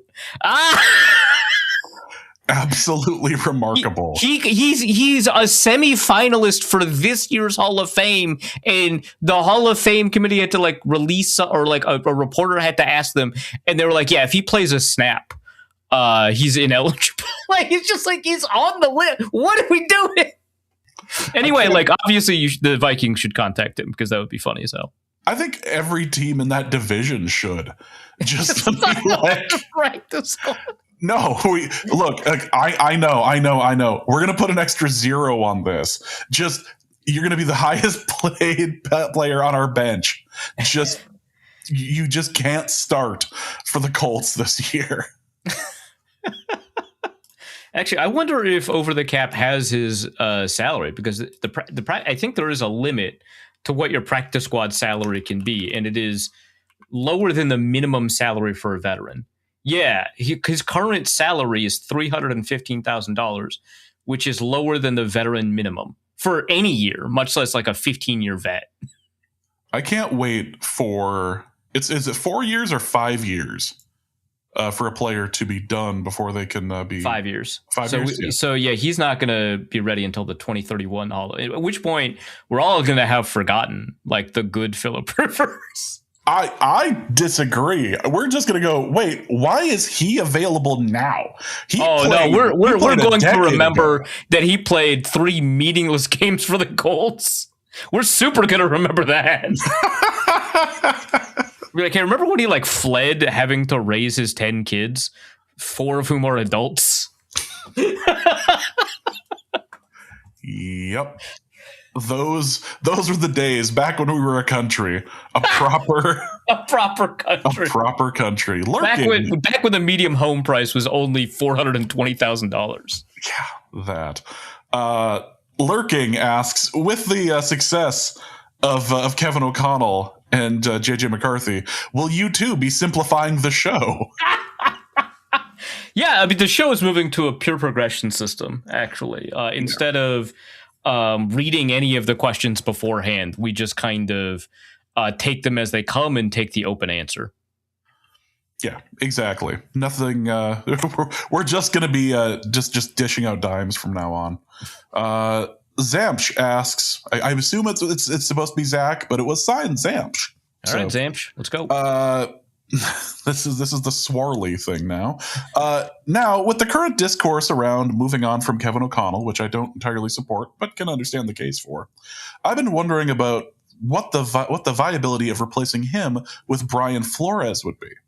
Flores has clearly established himself as one of the best defensive minds in the game, is currently tied to a sinking ship, and is likely headed out the door at the end of the season. Not sure about that, but does it make any sense to retain that value in replacement for the value that Kevin O'Connell provides in what he brings to the offensive side, and that the development of the quarterback position, theoretically, in a good case scenario where we are not currently experiencing? The biggest downside I can think of in moving away from Kevin O'Connell would be that we are wholly under the mercy of his currently failing investments which are most likely to reap upside with him at the helm, supporting the advancement of JJ as a quarterback, which I guess just double kibosh him anyway. Sorry for being long-winded and repeating any of the already worn-out talking points. So to answer kind of the premise of the question, right, which is that he might be headed out the door at the end of the season. I think from a resume standpoint, if all we're doing is looking at his resume, I think that there is a decent chance that he would be headed out the door. And I would think that he probably would need a good chance before I think we would entertain something like this, which I know this is more hypothetical than anything. But I think he's not, because it was only in August that the federal courts have approved his case staying within court. There's been like a long dispute between the NFL and Brian Flores. Oh, I should just backtrack a little bit. He's suing the NFL. Like, that's an important element. He's suing the NFL for a couple of reasons. I don't know which of those civil lawsuits are moving forward, if they're all of them or just some of them. But he's accusing the NFL of racial discrimination. That lawsuit was initially classed, and so a number of other NFL coaches had signed onto the lawsuit, but there's a difference here. And I'll talk about that in a second. And then I think he's also suing for violations of the Rooney Rule, because it was when Bill Belichick texted him congratulations, he had texted the wrong Brian about getting the Giants job, and Brian Flores had not yet interviewed. He was on his way to interview for the job. So it's a violation of the Rooney Rule because you need like good faith interviews, right? So a couple of lawsuits here, right? And I'm sure they involve like the tanking stuff with the Dolphins and whatever. Anyway, that was initially classed. It is no longer classed because they broke up the class because all of the other coaches during the time of the particular allegations that they're suing for were employed by the NFL, whereas Brian Flores for the Rooney Rule violation stuff was not under employ. And so the other coaches were subject to the standard contract that they signed with their teams, which includes language that requires that coaches go through arbitration. That doesn't apply to Flores, according to the court. So that's still happening. He's suing the NFL, it seems like, for multiple reasons. And the fact that he's suing the NFL, I think, is a lot. I think it means a lot in terms of head coach viability. But like, second, I would also add, part of the facts of the case, I think they're established as facts of the case, I don't think they're in dispute, include Brian Flores being told directly what to do by the owner and him saying no, which is not, I would argue, the most appealing quality in a candidate for employment, right? Obviously, he is employed, but not in the head coach capacity, right? And I think it's very different because the owner wants to interact directly with the head coach and not with somebody who's just going to say no to them about stuff. Owners are very particular about that. Brian Flores did the right thing there, right? I refused to tank, right? But yeah, it's very odd. So I think he's probably not going to be a coach. I think also the last time he was a head coach was enough of a disaster that it's not like you wouldn't want to overcome some elements in order to make him a second hire. Like, a lot of things have to go right for that to happen, probably. But to answer, kind of ignoring all of that, to answer the question, the viability of replacing with Brian Flores, I just want to be clear that, like, being a good coordinator tells us very, very, very little about whether someone's going to be a good coach. The responsibilities are so drastically different as a head coach that I don't think they map onto each other necessarily one-to-one. So I wouldn't like go out of my way to see if I can like retain value here. Like, obviously sometimes the Vikings have screwed this up, right? Mike Tomlin is a really good example of that. And if, according to some people, and I think there's a decent argument, Kevin Stefanski is another example of that, right? Where they could have promoted from within, or and gotten rid of the coach that not a ton of people were super enamored with. But they stayed the course, and they had to move on from that coach eventually. So I actually don't think that there's a good argument for it, because I don't know that Brian Flores has demonstrated head coaching ability.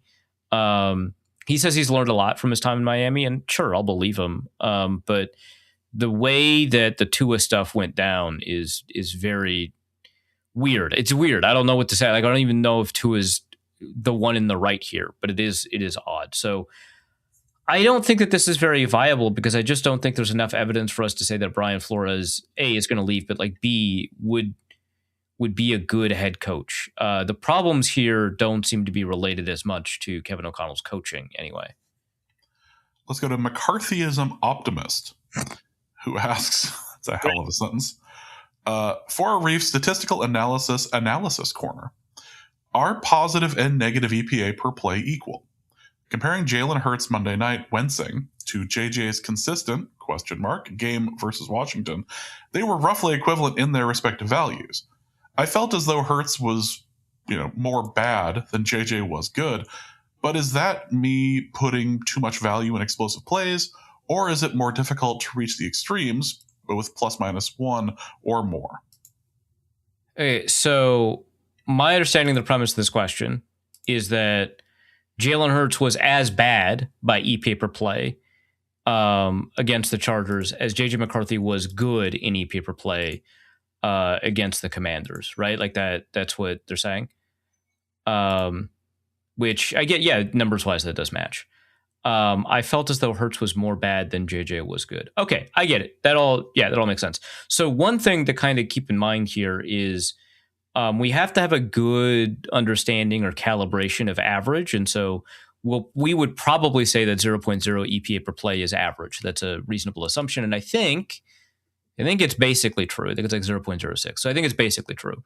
And we've watched, all of us who have watched a lot of football, have watched a lot of 0.0 EPA per play games. And we would already judge those games that are in the same talent area, as opposed to on either end of the extremes, as being pretty different from a quarterback performance standpoint in a lot of ways. Most of the EPA per play measurements that you'll see out there, and some of them are not like this, but most of them will give the quarterback full credit for stuff like yards after the catch. So, for example, Aaron Rodgers this year, who, at least against the Ravens this last week, he did actually throw deep. But Aaron Rodgers this year doesn't rank like near the bottom or anything like that in EPA per play. He's like 23rd out of 34, right? But he's not manufacturing most of those yards. Almost all of those yards are coming after the catch. He ranks higher, I think, in EPA per play than his quality of play would suggest. Same thing, I think, with Bo Nix, who ranks 11th in EPA per play. So it is a performance, or it is a production metric, but it is not a performance metric, right? And so there's a lot of ways, through drops or deflected picks or something like that, where your EPA per play could swing wildly. In fact, two of Jalen Hurts' picks were deflected in some way. Although maybe one of the deflections was his fault. Doesn't really matter. He played poorly either way. I would argue that your intuition is correct, that Jalen Hurts' performance, when you account for all of the things that he's in control of and what you can reasonably expect him to do from play to play, was further away from average in a negative direction than JJ McCarthy's performance was positive, was further away from average in a positive direction. I would agree with that.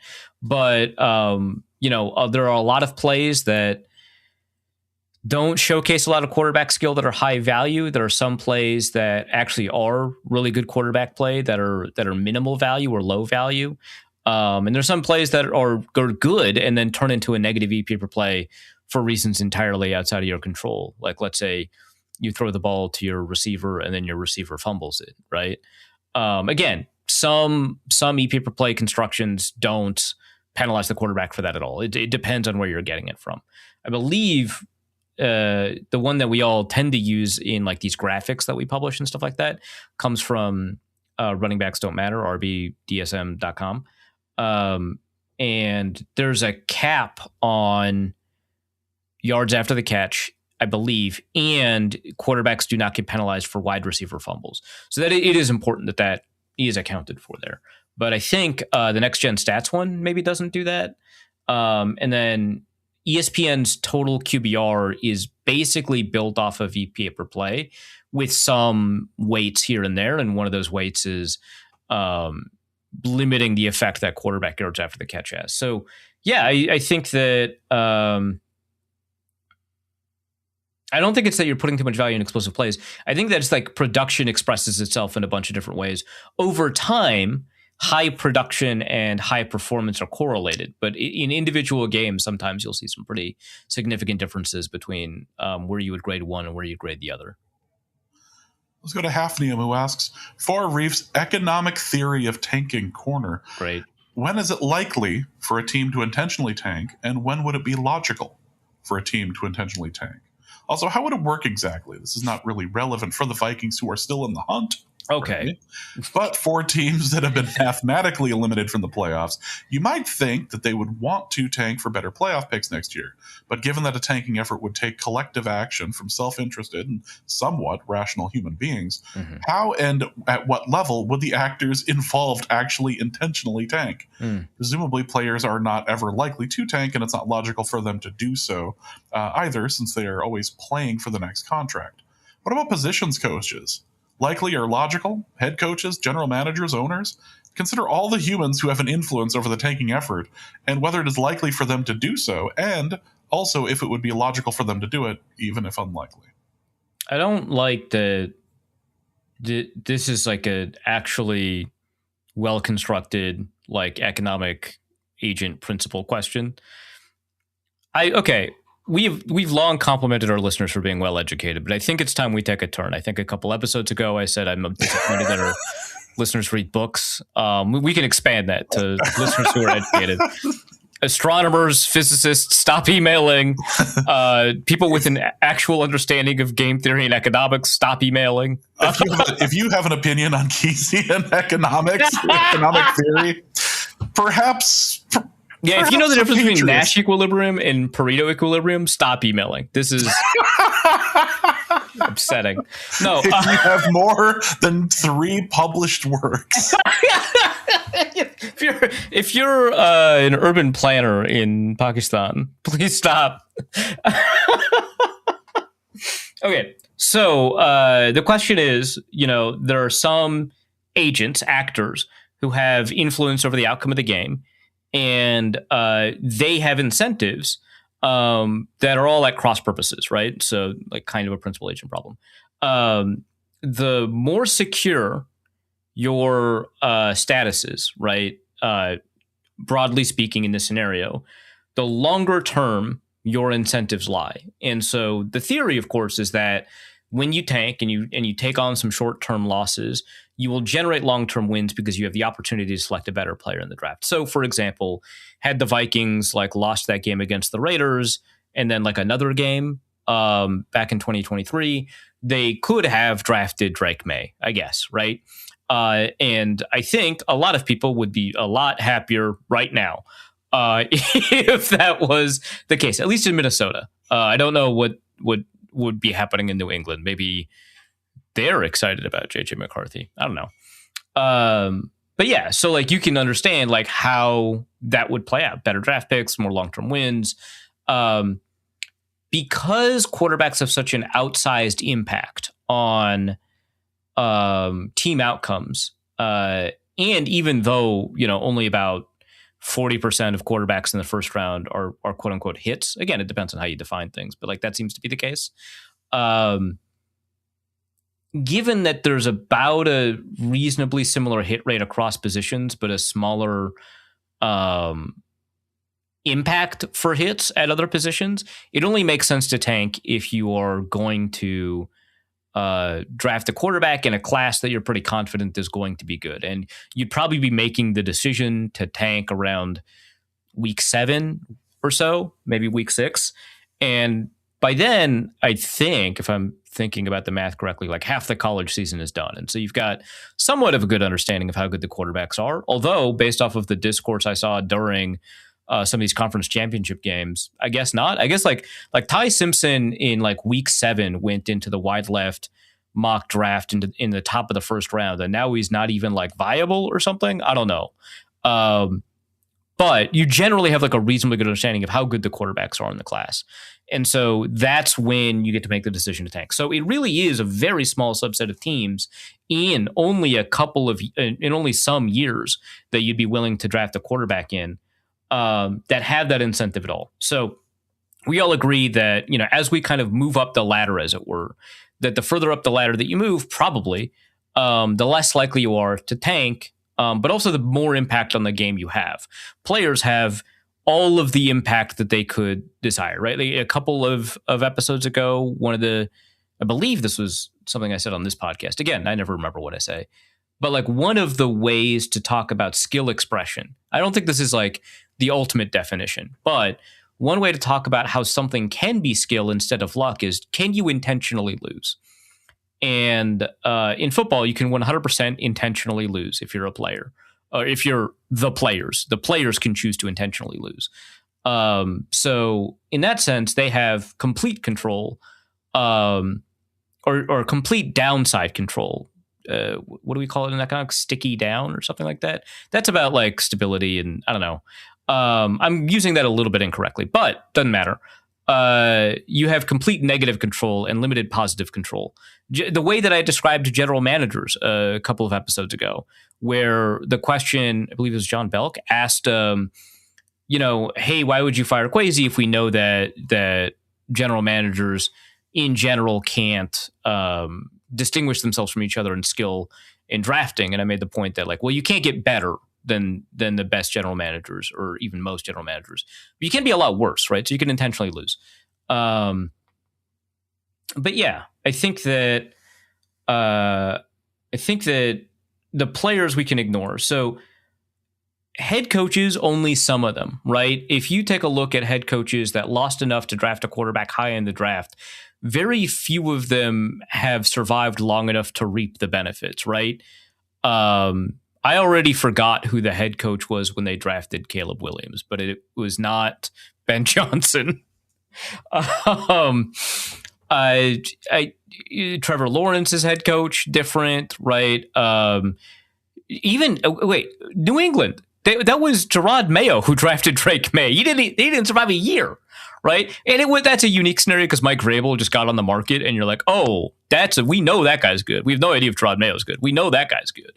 But like, hey, what are the quarterbacks that we like? Like, Dan Quinn might be fired at the end of the year too, and we're pretty confident Jaden Daniels is good. Not 100% confident, but we're like pretty confident, right? So I don't know that these head coaches have a ton of incentive necessarily to tank and find. They're usually finding somebody else's quarterback if they're picking top 3 in the draft. Doug Peterson got Carson Wentz, right? So he got to reap the benefits for a while. That's nice. But Jeff Fisher got Jared Goff. That didn't super work out. Andy Reid got Patrick Mahomes. That worked out, but also they weren't tanking. They traded up a ton to move up to like 10 overall. Sean McDermott almost got fired during the Josh Allen stuff.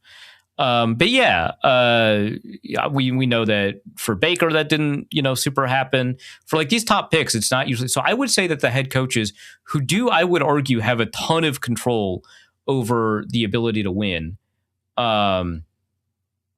don't have that much of an incentive because it's usually someone else's quarterback they're drafting.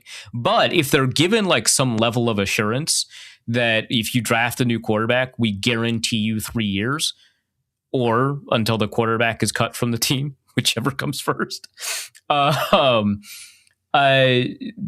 yeah, you could have that. And there's a lot of ways I think head coaches can ruin teams that have a ton of talent. They can they can do a really poor job of prepping on game day. They can provide poor tips in game planning and stuff like that. Like at some point, players will rebel against bad play calling, but there's not much they can do about making practice good, right? There's not much they can do about coaches pointing out the correct things in the film room. And when players rebel against play calling, it's often chaotic. Like they often do a very inconsistent job of like making sure that the correct players are being like the reason you have a game day play caller and the reason it's only until recently very rare that play caller was the head coach, is because that requires a lot of attention to be the play caller, a lot of attention on game day and then throughout the game week. So I think head coaches have a lot of control. So the rare head coach that's going to be guaranteed that this will be their quarterback.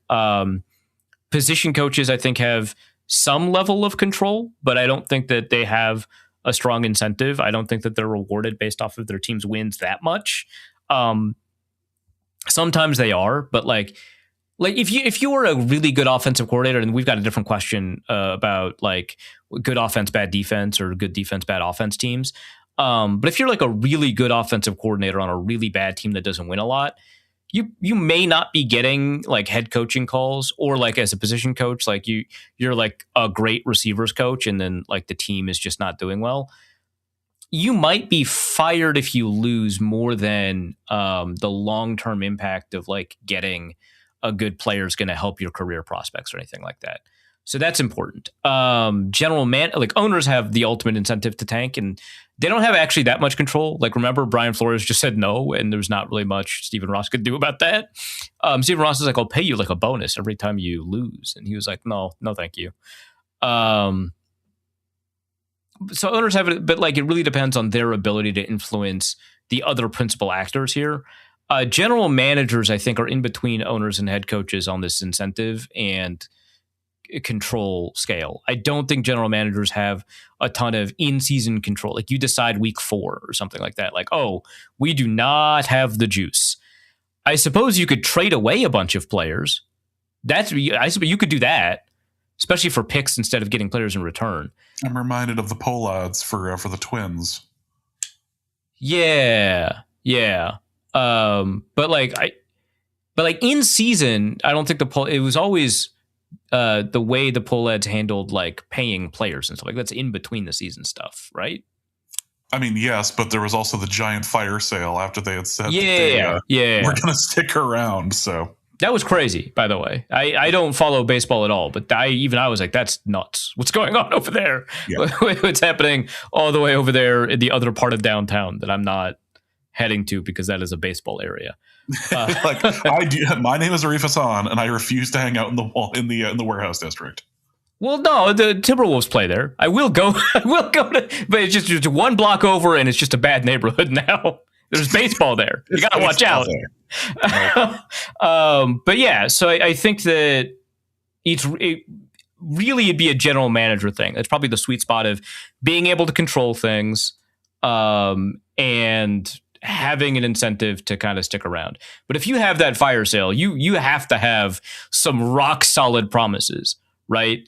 Like you got to be like family friends with the owner. So like you've got to be whoever the general manager, Mickey Loomis with the Bensons, right? He could do no wrong with Gail Benson. Like that's a tough relationship to develop, but that could be where you're at.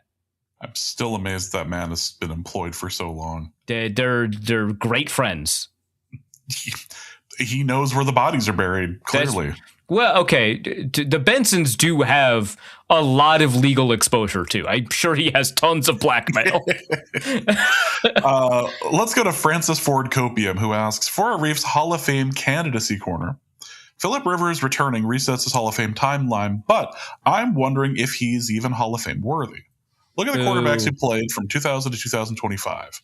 I see 5 that should get in before him: Brady, Breeze, Manning, Rodgers, and Roethlisberger. And 2 that I think have more justification: Matt Stafford and Matt Ryan. And then several others I don't agree with, but could see that it be argued: Eli Manning, Russell Wilson, and Cam Newton. Cam Newton's crazy, by the way. I can't believe you brought that up.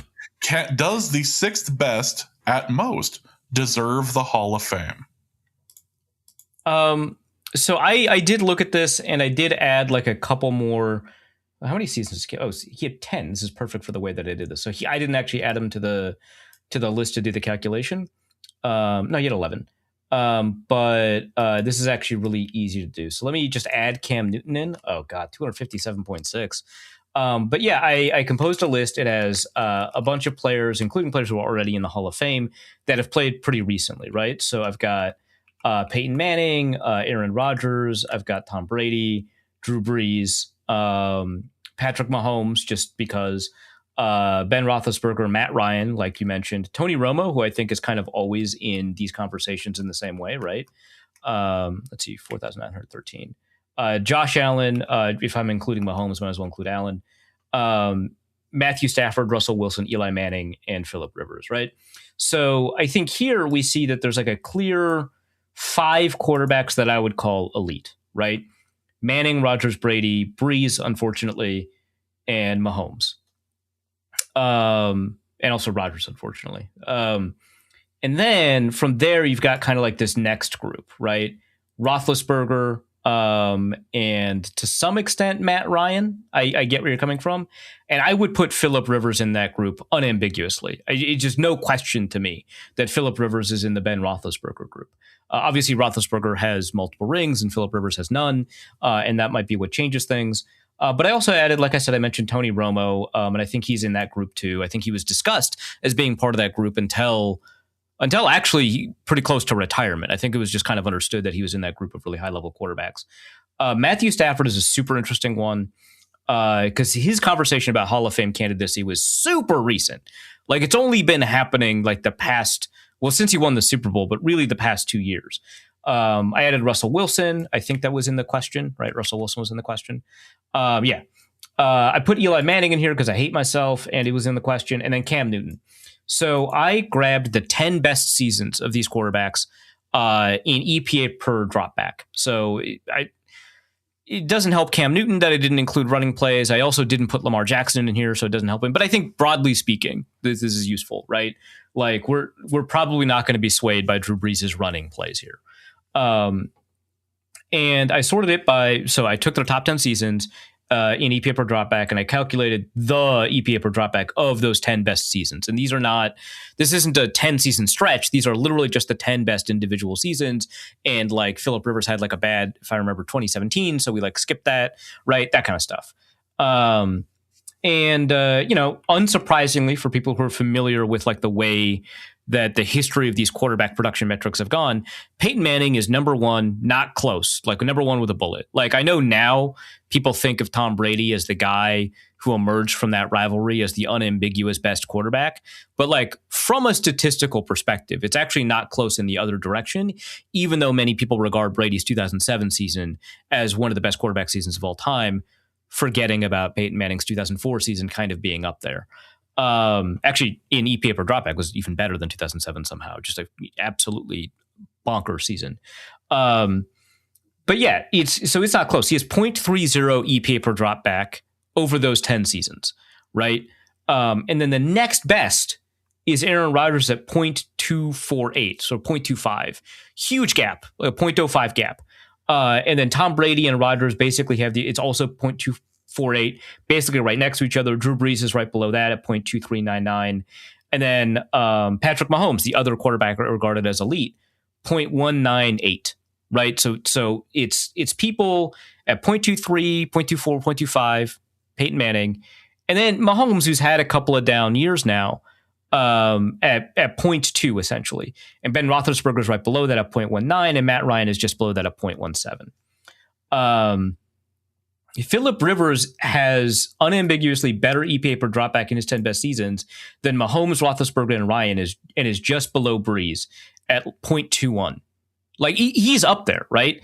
Like the thing is, like he's been an outstanding quarterback in his best seasons. He's been an absolutely outstanding quarterback in his best seasons, and that's why he was a semifinalist in the Hall of Fame until whatever these shenanigans are. If he does like win a couple of playoff games, like yeah. I feel like you have to put him in, right? You have to put him in. That's crazy. But I think that like one of the things that people in the Discord were saying about this in response to this question, if I remember the conversation happening there correctly, two of the things. One is that he doesn't have any all pros or any rings, which we'll see how much that matters. And two, he entered, I believe this is one of the arguments, he entered the NFL at a time when there just happened to be a significant bump in quarterback play, and specifically by like the metrics that we tend to use a lot, like passing yards, right, and yards per attempt, and so on. And I think that's all true, But I think we're forgetting how often he was at the top of these lists, or often second to Peyton Manning, right? Tom Brady actually, despite how good like 2020 was and 2007 was, Tom Brady was actually not at the top of a lot of these efficiency lists, right? 2013, he won a lot of games and he played really poorly. 2016, I think it was the same thing. I shouldn't say played really poorly, played merely at an excellent level as opposed to an elite level. But Rivers was constantly up there. And that is not unusual for kind of what we would regard as maybe the lower tier of the Hall of Fame, which weird way to put it, but like that's maybe the best way to put it. So there are guys with fewer than this, but the cutoff so he has 8 Pro Bowls, I believe first team Pro Bowls, first ballot Pro Bowls, I should say. So before, people start, being alternates and stuff like that.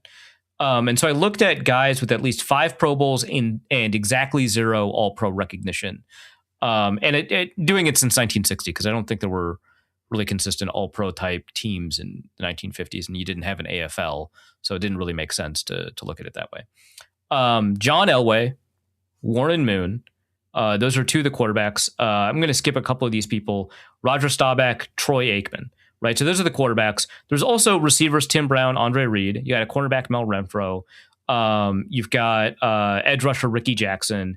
You've got Harry Carson, Tom Mack, Winston Hill, Elvin Bethea, and Jackie Smith. So you've got a number of players that have made the Hall of Fame without an All-Pro recognition, right? And I think Phillip Rivers is exactly that kind of player. I think that he's playing at a much better level than someone like an Eli Manning. I didn't even mention. So Matt Ryan is at 0.17 or 0.176. Tony Romo's at 0.168, so they're pretty close. Josh Allen is being dragged down by his early years. This will be fixed when he plays more years, but he's all the way down at 0.14. Matthew Stafford is below all of them at 0.12. And then Russell Wilson at 0.12 as well, below Matthew Stafford. And then Eli Manning is just in this chasm below them at 0.09. And then Cam Newton's at 0.05. I actually couldn't see Cam Newton being argued as a Hall of Fame player unless you were doing the couldn't tell the story of the NFL without him type argument, which I don't really like.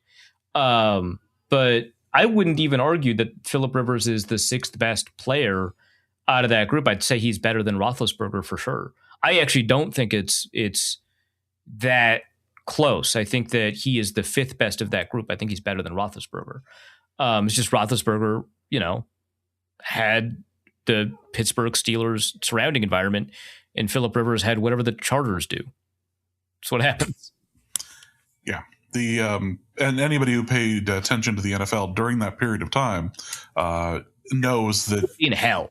Yeah, absolutely, 100%. He had LaDainian Tomlinson. He had a couple of good receivers. He had Vincent Jackson. Like, he had a couple of good, but like then Antonio Gates. Yeah, but then they would give up like a kickoff return touchdown right when he scored a game-winning drive. It was the most brutal BS. Like, it sucked. For as good as their offense was, their defense was no. Yeah, and when the defense was good, the special teams was catastrophic. Like the worst. Like, I think Football Outsiders called it the worst special teams unit of all time. Like, what? Just absolutely brutal. Also, this year's Vikings team is good at defense and awful at offense. Where does it rank versus teams since 2000 on difference between offensive EPA and defensive EPA? Does it compare with other good D, bad O greats such as the 2016 Broncos or the 2017 Jags?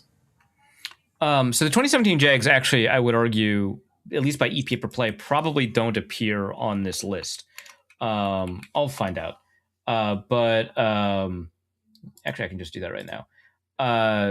But I looked at all of the. Hold on, this isn't working. I looked at all of the best and worst in each category. Well, actually, I just looked at every season. The 2018 Jaguars are on there. The 2011 Jaguars are up there. The 2010 Jaguars are up there. But the 2017 Jaguars don't appear. The 2025 Jaguars, 2007, 2008. Like, you got to remember, Blake Bortles somehow threw like 35 touchdowns this year. 2009, 2014, 2024, 2017. So you have to get through a bunch of Jaguars teams before you get to them. That 2017 Jaguars team ranks 321st in difference between ranks in offensive versus defensive EPA per play. I am curious about the Broncos, though. The 2016 Broncos would be, or maybe 2015 Broncos, maybe. 2011 Broncos also. I was going to say 2011 seemed likely with the Tebow thing. Yeah. But the Broncos are super interesting to me on this one. Hold on. Manage rules. Okay, let's delete that one. Okay. Yeah, we got our Broncos in the top 10. So 2016 Broncos are 17th overall. Okay. So to answer this question, the difference of rank in offensive versus defensive EPA per play. So earlier I had tweeted out something. This is a couple of weeks ago. I had tweeted out the difference between offensive and defensive EPA for the Vikings, but I was doing total EPA. And I realized that was probably not that helpful, even though it intuitively would be, because, the number of plays you'd run is probably not that different. And if it is different, it's probably that side of the unit's that fault or whatever. But I still think EPA per play as an efficiency metric tells us a little bit more. So I'm not using total this time. I'm using just the differences in EPA per play. So the difference of rank is 19th, right? And so we take a look at the Vikings in 2025. Their offensive EPA per play is 29th, which is crazy that it's not last. And their defensive EPA per play is 10th. So the difference there is 19 in rank. That is 152nd among all teams since the year 2000. And the difference is in EPA per play is 0.19, which ranks 89th among all teams since 2000. It's 5th among Viking seasons. So there's actually a number of other Viking seasons that take precedence over it. In EPA difference, not in rank difference. There's even more by rank difference. But like the 2004 Vikings, that offense was amazing. That defense was not. I think everyone kind of knows that. The offense ranked 3rd in EPA per play. That defense ranked 31st. Huge difference there, a 28 rank difference. The 2000 Vikings are on there. The 2006 Vikings are on there, which also probably wouldn't shock people, but it's the opposite. It's the defense that was amazing. 2002 Vikings are up there. So those are the guys that had a bigger difference in EPA per play, just raw EPA per play. In just rank, when you're taking a look at absolute difference in rank, there are actually 10 teams that have a difference of rank of 30. So, for example, the 2023 Jets, or actually, no, let's use the 2025 Browns because it's happening right now.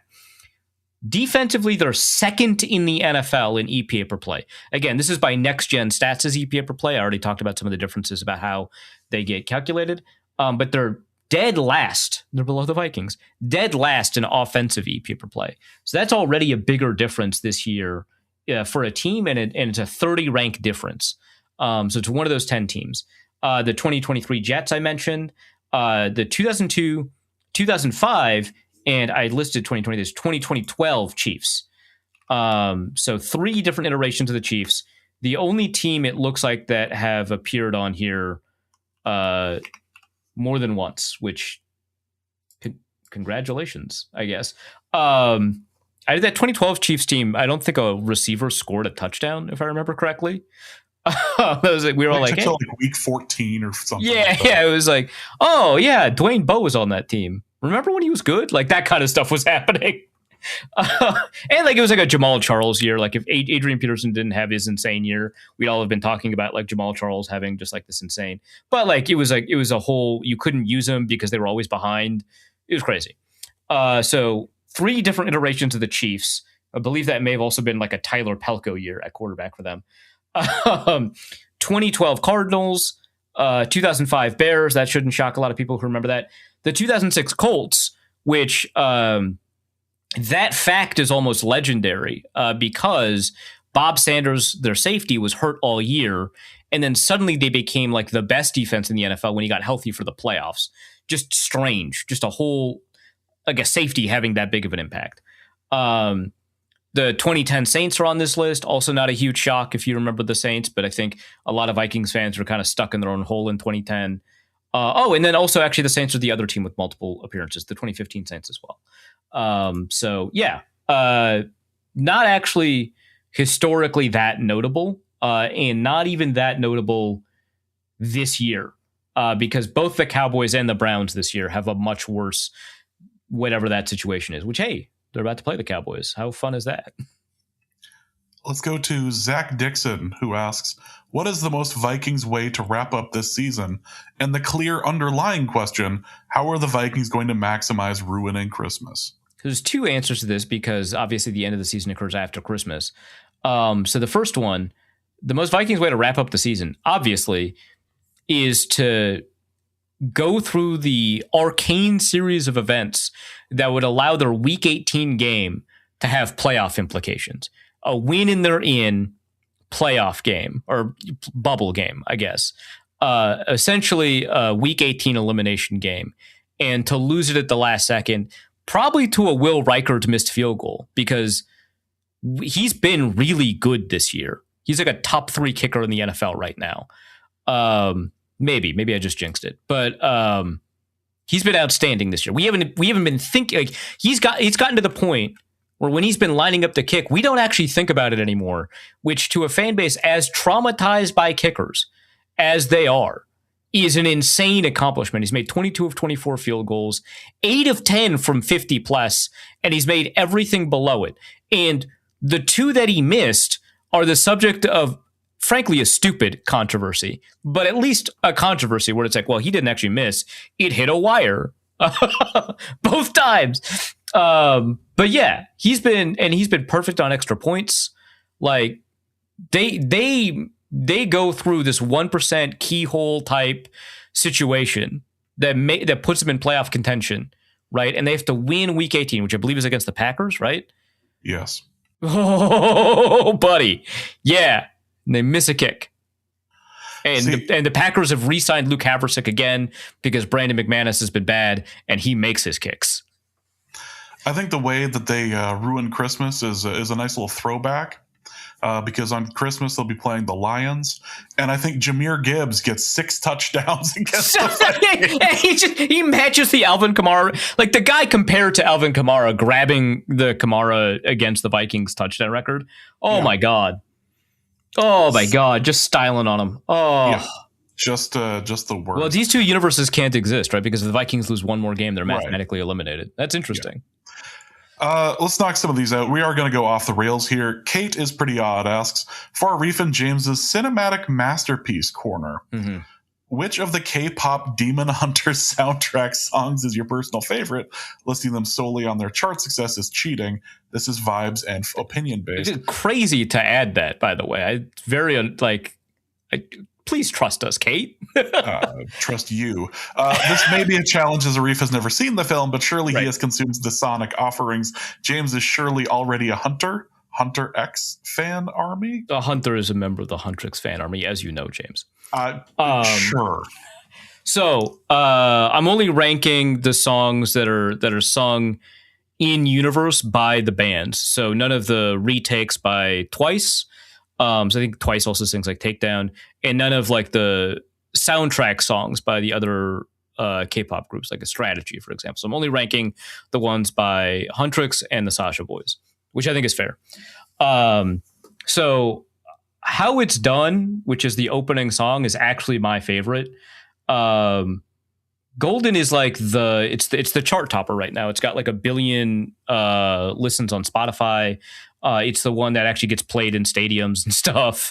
And it's Frozen, right? And it is, I think, the most technically impressive song out of all of them. James, I genuinely recommend that you listen to Golden just for the technical mastery of that song. It's crazy. But it's not my favorite. It's a great soundtrack, so saying it's not my favorite is not really an insult. How It's Done is my favorite. I just think it's I don't know, like the wordplay is excellent, the rhythm is excellent. It's an incredible way to introduce the movie that I didn't watch. Free is probably my second one. That one is genuinely emotional for my partner. And so if they're asking me, Free is number one. But yeah, it's that one's a really good one, I think, especially for people in the kinds of relationships described by Free. What It Sounds Like is the culmination song. That one's my third one. So Golden's actually fourth, which is nuts because it's such a good song. What It Sounds Like is number 3. And that one is like, the characters have completed their emotional arcs, and, it's kind of like they've put together kind of like they've gone through all the character development, and now they're kind of coming back together and all of that. And what's crazy, I think, there's a reason this like movie took 4 years to make, and a lot of it is this stuff. What's crazy is that like the soundscape and the lyrics reflect a lot of these facts. And then my fourth is Golden. Fifth is Takedown, which is the song I wanted to hear the most because they don't actually play it in the movie. And it's fine. It's a fine song. They always get close to playing it in the movie. There's plot reasons for it. Then I think there's a big gap, and then Your Idol by the Saja Boys, and then another big gap, and then Soda Pop. I'm just not a Saja Boys guy. They're not for me. But yeah, that's the ranking. This clearly is vibes based. I don't think I went by the charts at all. Let me organize these by spot. You can't organize on Spotify by plays? What in the world? So Free is Takedown is the least played. And then it's Free, which is my second. And then it's What It Sounds Like. That's nuts. And then How It's Done. And then Golden, which has twice as many plays as any of these other ones. I don't know the name of the song that I heard, because I have heard one song. I heard it yesterday. In the car. In the car, we were driving. It was almost certainly Golden. Sure. We were driving to dinner, and it was on the radio. So she was driving, and that came on. Maybe it was Golden. I don't know. I wasn't paying attention. I have not seen it. I have my television watching has been reduced to episodes of Taskmaster. I mean, that's if you're gonna be reduced to one thing, that's a really good one thing. Yeah, there's been a lot of Taskmaster lately. For whatever reason, I've been on a Michael Caine or Tim Curry kick for movies. So, or whatever Christmas movie happens to be on when I come home and she's watching it on the couch. Although I did watch the Patrick Stewart Christmas Carol. The other night. I hadn't watched that in a long time. Have you seen this, by the way? It came out late 90s. Yeah, I've seen it like once. Watch it again. It has two things. One, it has all the special effects you would expect out of a late 90s made for TV movie. Oh, great. So the ghosts are super realistic.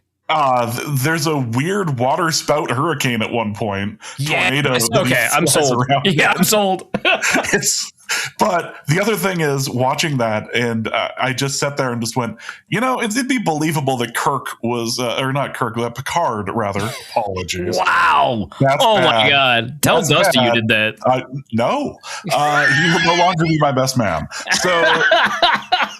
Actually, he would only drop that if I said something bad about Riker. But you could imagine. This is a Riker guy? Yeah, oh God, yeah. I don't have any objections. I'm surprised that wasn't his first tattoo. Actually, that's crazy. I don't have any objections to it. I'm just surprised. I wouldn't have guessed that. So, but you can imagine Picard going onto the holodeck and doing this, like being a part of this, like being a part of this world. So, yeah, it's a lot better than I remember, but it's very funny to me. All right, let's knock a couple of these out. Again, I haven't seen it. I don't have any opinions other than the song I heard was okay? ? I Hate Carmel, Indiana asks for Arif and James's crime-ridden hellhole corner. Mm-hmm. Yeah. Now that Carmel has been unmasked as a dangerous den of criminal activity and blatant government corruption, should Carmel's more affluent residents consider white flighting even further north to a safer community, such as Gary, Indiana?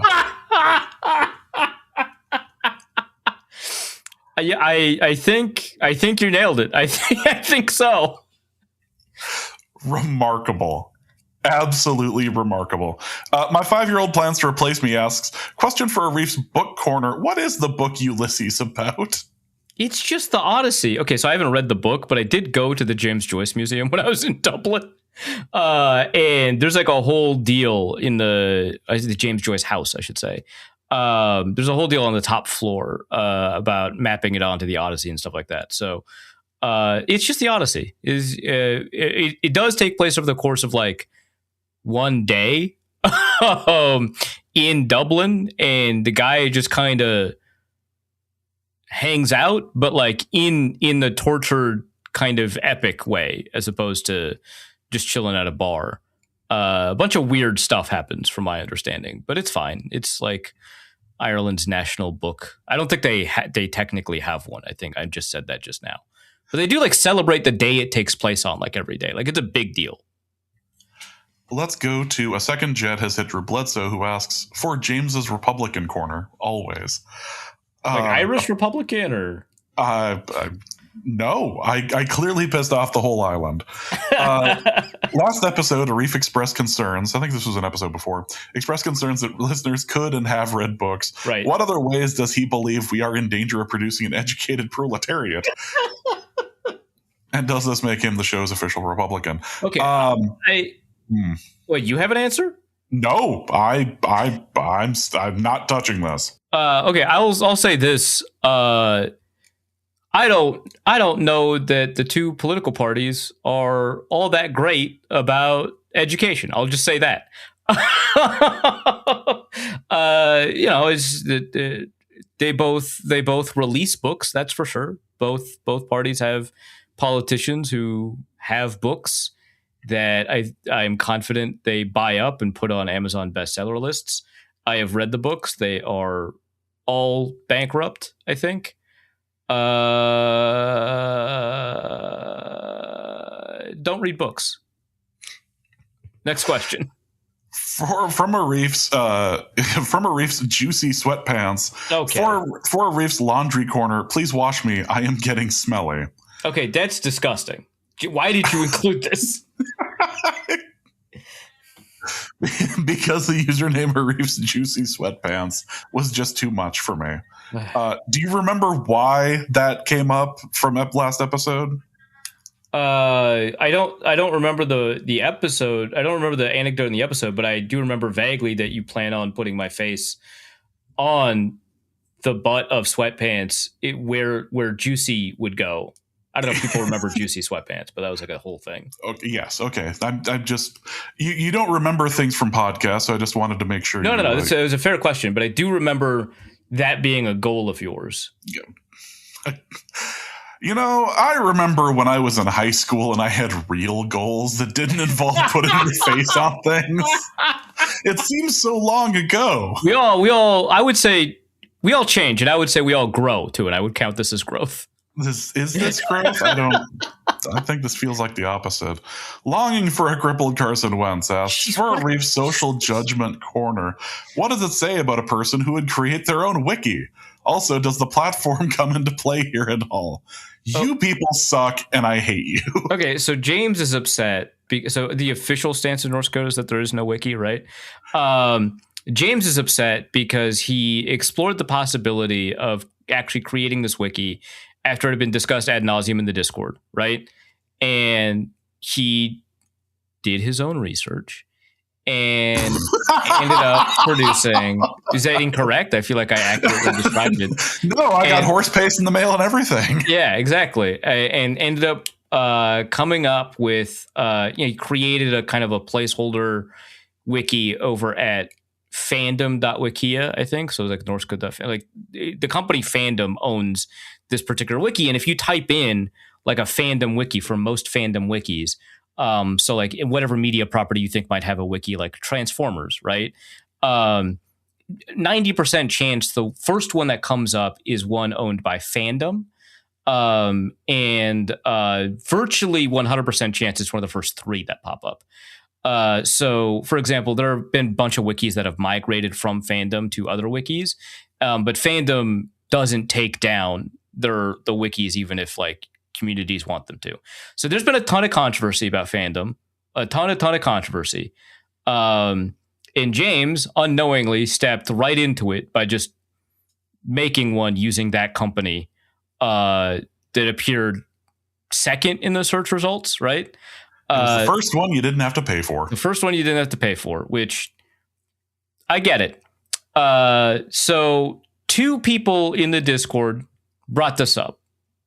One of them didn't even care about the controversies. They just hated the whole deal because it is, I don't know if you've ever been, again, to any of these wikis, they're unnavigable, especially by phone. The pop-ups everywhere, the ads are impossible, autoplay videos. If you click in the wrong spot, you end up at a different wiki. Just an awful user experience. One of the best examples of, I don't know if we care about the iTunes rating at this point, what Cory Doctorow called enshittification, which is distinct from Ed Zitron's rot economy, by the way.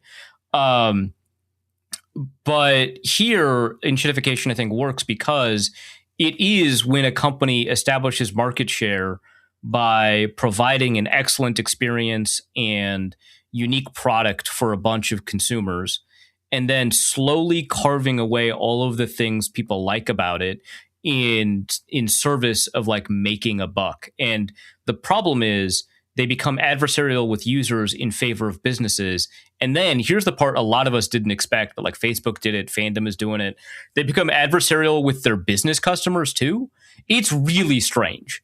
And that's what happened. And so that's what James stumbled into. And I told James, hey, it's not surprising, mostly because this is insanely niche in community stuff that like I wouldn't expect most people to know. So I personally don't blame James, but two members of the Discord are going to hunt him for sport now.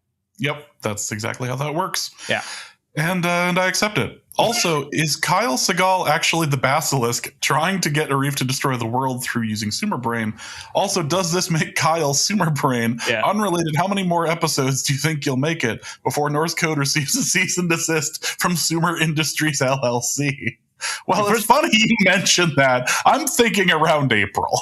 So, okay, first of all, I don't think they're an LLC. But second, that's your problem with the question. Yeah, that's the only problem you have with I'm the like, question. I'm confident they're a C or an S corp or just, you know, whatever. It could be a trust. No, okay. So one, very confident that at least one employee of Sumer Sports like listens to this podcast. Extremely confident. So, and they haven't said anything to me. In fact, I've asked some members of Sumer Brain. I'm like, hey, or Sumer Sports. I'm like, hey, so I keep dunking on you in the podcast, and they're like, yeah, that makes sense. Like, it doesn't seem to be like a huge point of contention for them. I think you've misunderstood the basilisk in Roko's basilisk. The goal of the basilisk is not to cause world destruction. In fact, that runs counter to their goals. The goal of the basilisk is to ensure its future existence, which would require the world to exist. And it would require a strong and stable technology-based economy, and would run counter to what Kyle Segal seems to be doing, which is to craft an alternate society that maybe is a little bit more hostile to AI than the one that we have. Again, in his fictional hypothetical novel that he seems to be crafting exclusively through Norse code questions. So I don't think that that's how that works. And I don't think Sumer Brain is going to do a very good job of destroying the world, as evidenced by the many questions we ask it virtually every episode. We just haven't this one yet. Maybe we can here. Kyle Segal asks, victory to the people. We've taken the cities. We've taken the towns. We've taken the fields, the beaches, the springs. Our flag waves high, but one foe eludes us. What's the best way to track someone fleeing through the swamp? If it helps, they're known to wear high-heeled boots. Okay, so that's... again, hypothetical, fictional scenario. That's Ron DeSantis, right? Like we all agree that he's talking about.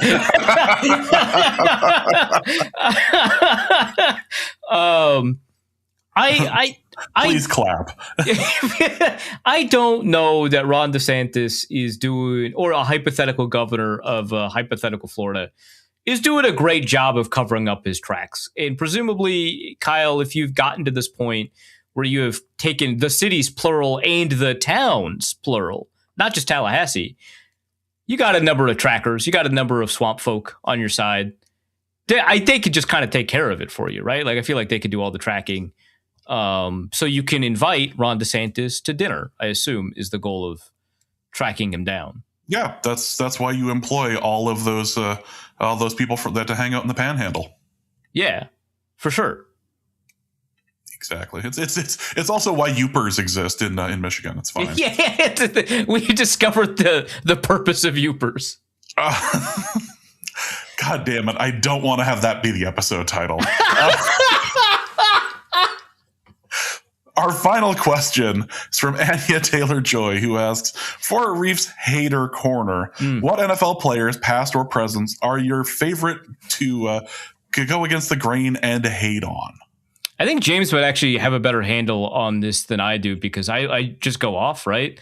And sometimes I just don't remember. The first answer that actually came up in my head, of all people, this is so random, is Paul Hornung, the former running back / kicker for the Packers from like the 60s, who I think is fakely in the Hall of Fame. One of the worst Hall of Fame cases I've ever seen in my life.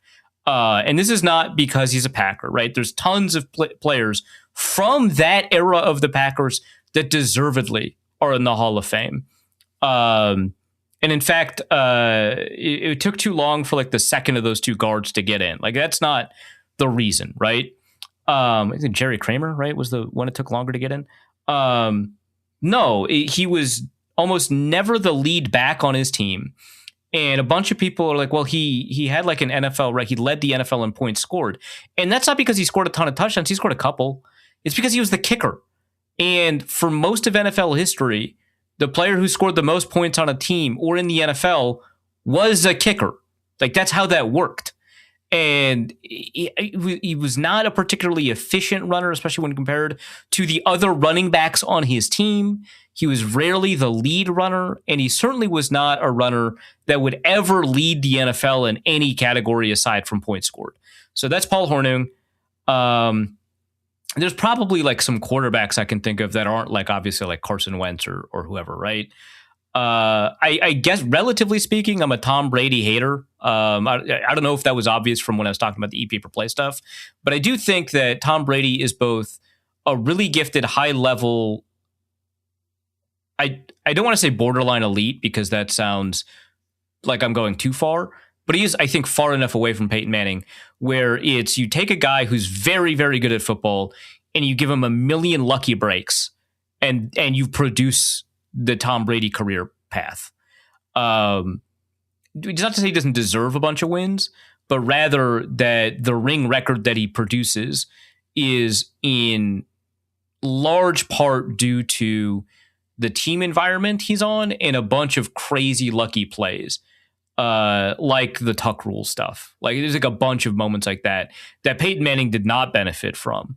So like, yeah, I guess I count him. I'm trying to think like Bo Nix, obviously. I don't know what players. I was for a while an Andrew Luck hater for like the first 2-3 years of his career, because I thought he was being overvalued. But then I think his talent and his play on the field started matching up, in my opinion. Like a year before he retired, unfortunately. 2 years before. I don't know, James, could you think of anyone? I'm a huge Antoine Winfield fan. But I don't hate Rondé Barber, who he's often compared to. So, when I'm thinking of people who I just irrationally hate, like watching play, usually it was because I was just like I couldn't wait for them to retire. So it was sometimes it was less of like hating the player for like, oh, I just hate them in general. Sometimes it was just I was like looking forward to them retiring, like Drew Brees, where it would just be like I just want you out of the league.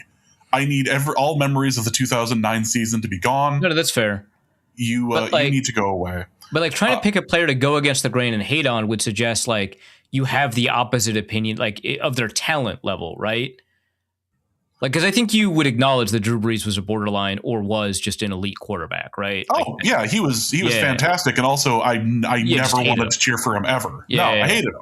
I mean, if we're going down that road too, I would go Deion Sanders, but not for the coaching. Interesting. Not for the coaching. Okay. Nope. Eliminating coaching completely from it, just as a player. He took I watched a lot of those Cowboys. A lot of those fell out of the Falcons, and a lot of the 49ers during that period of time. Like, you would say he's not one of the greatest quarterbacks of all time. No. I just, there were a lot of watch Jerry Rice highlights. I actually am inclined to agree. I think, well, first of all, if I'm going to like list a bunch of all-time cornerbacks, right? So like Champ Bailey, Darrelle Revis, right? I don't know that if I do the research and look up all these cornerbacks and like look up their play and evaluate, I don't know that Deion Sanders would make my top 5. I think he's easily top 10, no question about that. But I just don't know he would make my top 5. I think we're on the same page. I think he gambled too much and he doesn't tackle. Here's a fun one that's very much a remember that guy. Also a Saint, Jeremy Shockey. That guy sucked. I hated that guy. Right? Well, not just a huge jerk. One of the greatest tight end prospects of all time coming out of Miami, right? Or was that the Florida? I can't remember these Florida Miami teams that are supposed to be incredible. It's Florida, right? One of the greatest tight end prospects of all time. And he was just like pretty good and just a huge jerk about it. University of Miami. Miami, okay. Yeah, my bad. Jeremy Shockey. There, that's a name. I enjoy the we both. Oh yeah, F that guy. Yeah, F that guy. Him, Dominic Raiola. I despise that guy.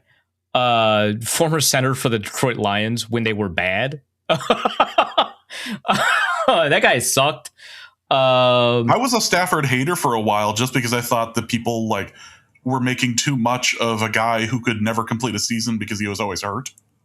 That was such an early Stafford narrative. I think people forget that was the book on Stafford for like the first 4 or 5 years of his career.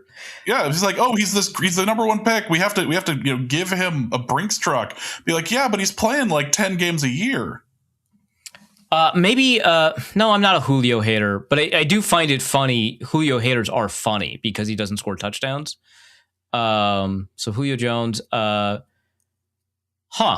feel like there's another one and I'm just missing it. And I'm like, that player is secretly bad and a bunch of people love him. And I don't know, Clay Matthews, I guess. He's not bad, but way overrated. Clay Matthews was insanely overrated.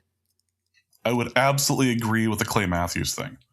That was like a lot of that is the Matthews name. I think just that Matthews family royalty stuff. A lot of it is that he played for the Packers, and a lot of it is that he was a very distinctive looking player. You could easily identify him on the field. And I think that helped a lot. He was a pretty good edge rusher. I think it was crazy how much shine he got. Yeah. You know what? Let's end there. I don't know that we're going to be able to, unless we start going into like, and I didn't even hate Jay Cutler. I just thought he was funny. I thought Jay Cutler was funny. I also was a Jay Cutler apologist from a talent perspective for a while, but I've given up on that. And I think with the benefit of hindsight, I was very wrong about it. And with that is going to be the end of this episode of Norse Code. We hope you have enjoyed it. We will be back next week to discuss, hopefully, a victory over the Cowboys. Arif, what do you have to plug?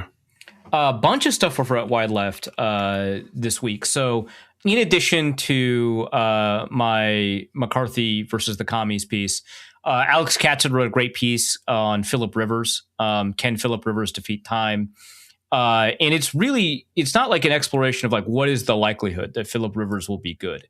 And it's more just like a lot of thoughts that he had about Phillip Rivers that he kind of wove together into, I think, a really wonderful piece reflecting on the concept of Phillip Rivers as well as the concept of how time impacts these things. And then Matt Freese wrote 2 excellent pieces. He was so inspired by the Vikings win over the Commanders that after he submitted his piece breaking down how dominant this Vikings defensive performance was against the Commanders, that he was like, hey, can I like write another piece after I've finished this piece? just on the 19-play drive. He was so excited. And I was like, yeah, of course. Yeah, absolutely. And he like turned it in like hours later. I was shocked.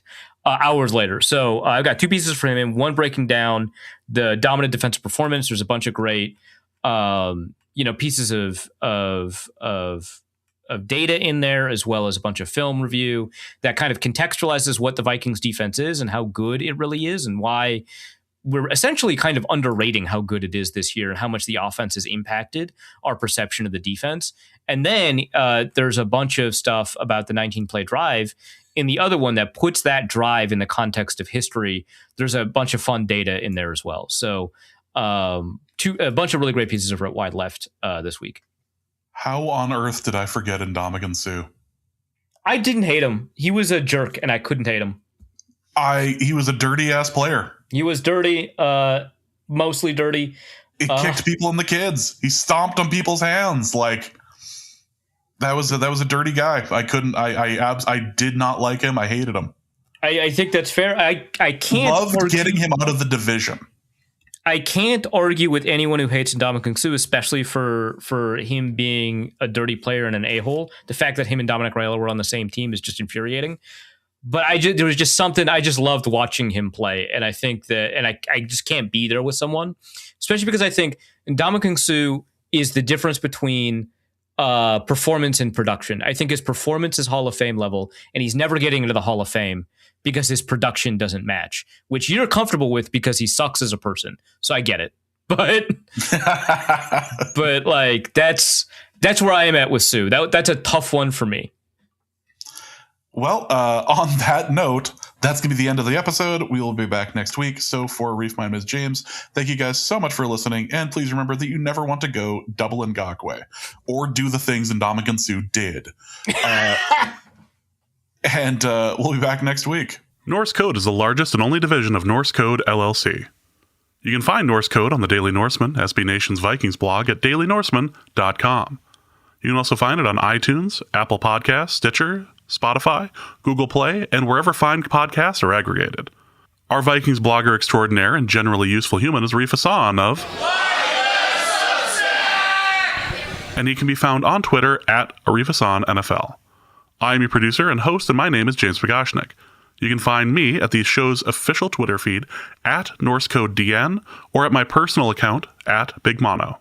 If you'd like to donate a few bucks to the show, you can do so in a couple of different ways. You can go to patreon.com/NorseCode and donate there. For $3.50 a month, you get bonus material and more. You can also go to paypal.me/NorseCode for a one-time donation, or you can go to norsecode.threadless.com and pick up some Norse Code merch. Any questions or comments that cannot fit in a tweet can be sent to norsecodepodcast@gmail.com. On behalf of the Norse Code staff, we thank you so much for listening. Our formula is this. All things are possible through the power of Ben DiNucci.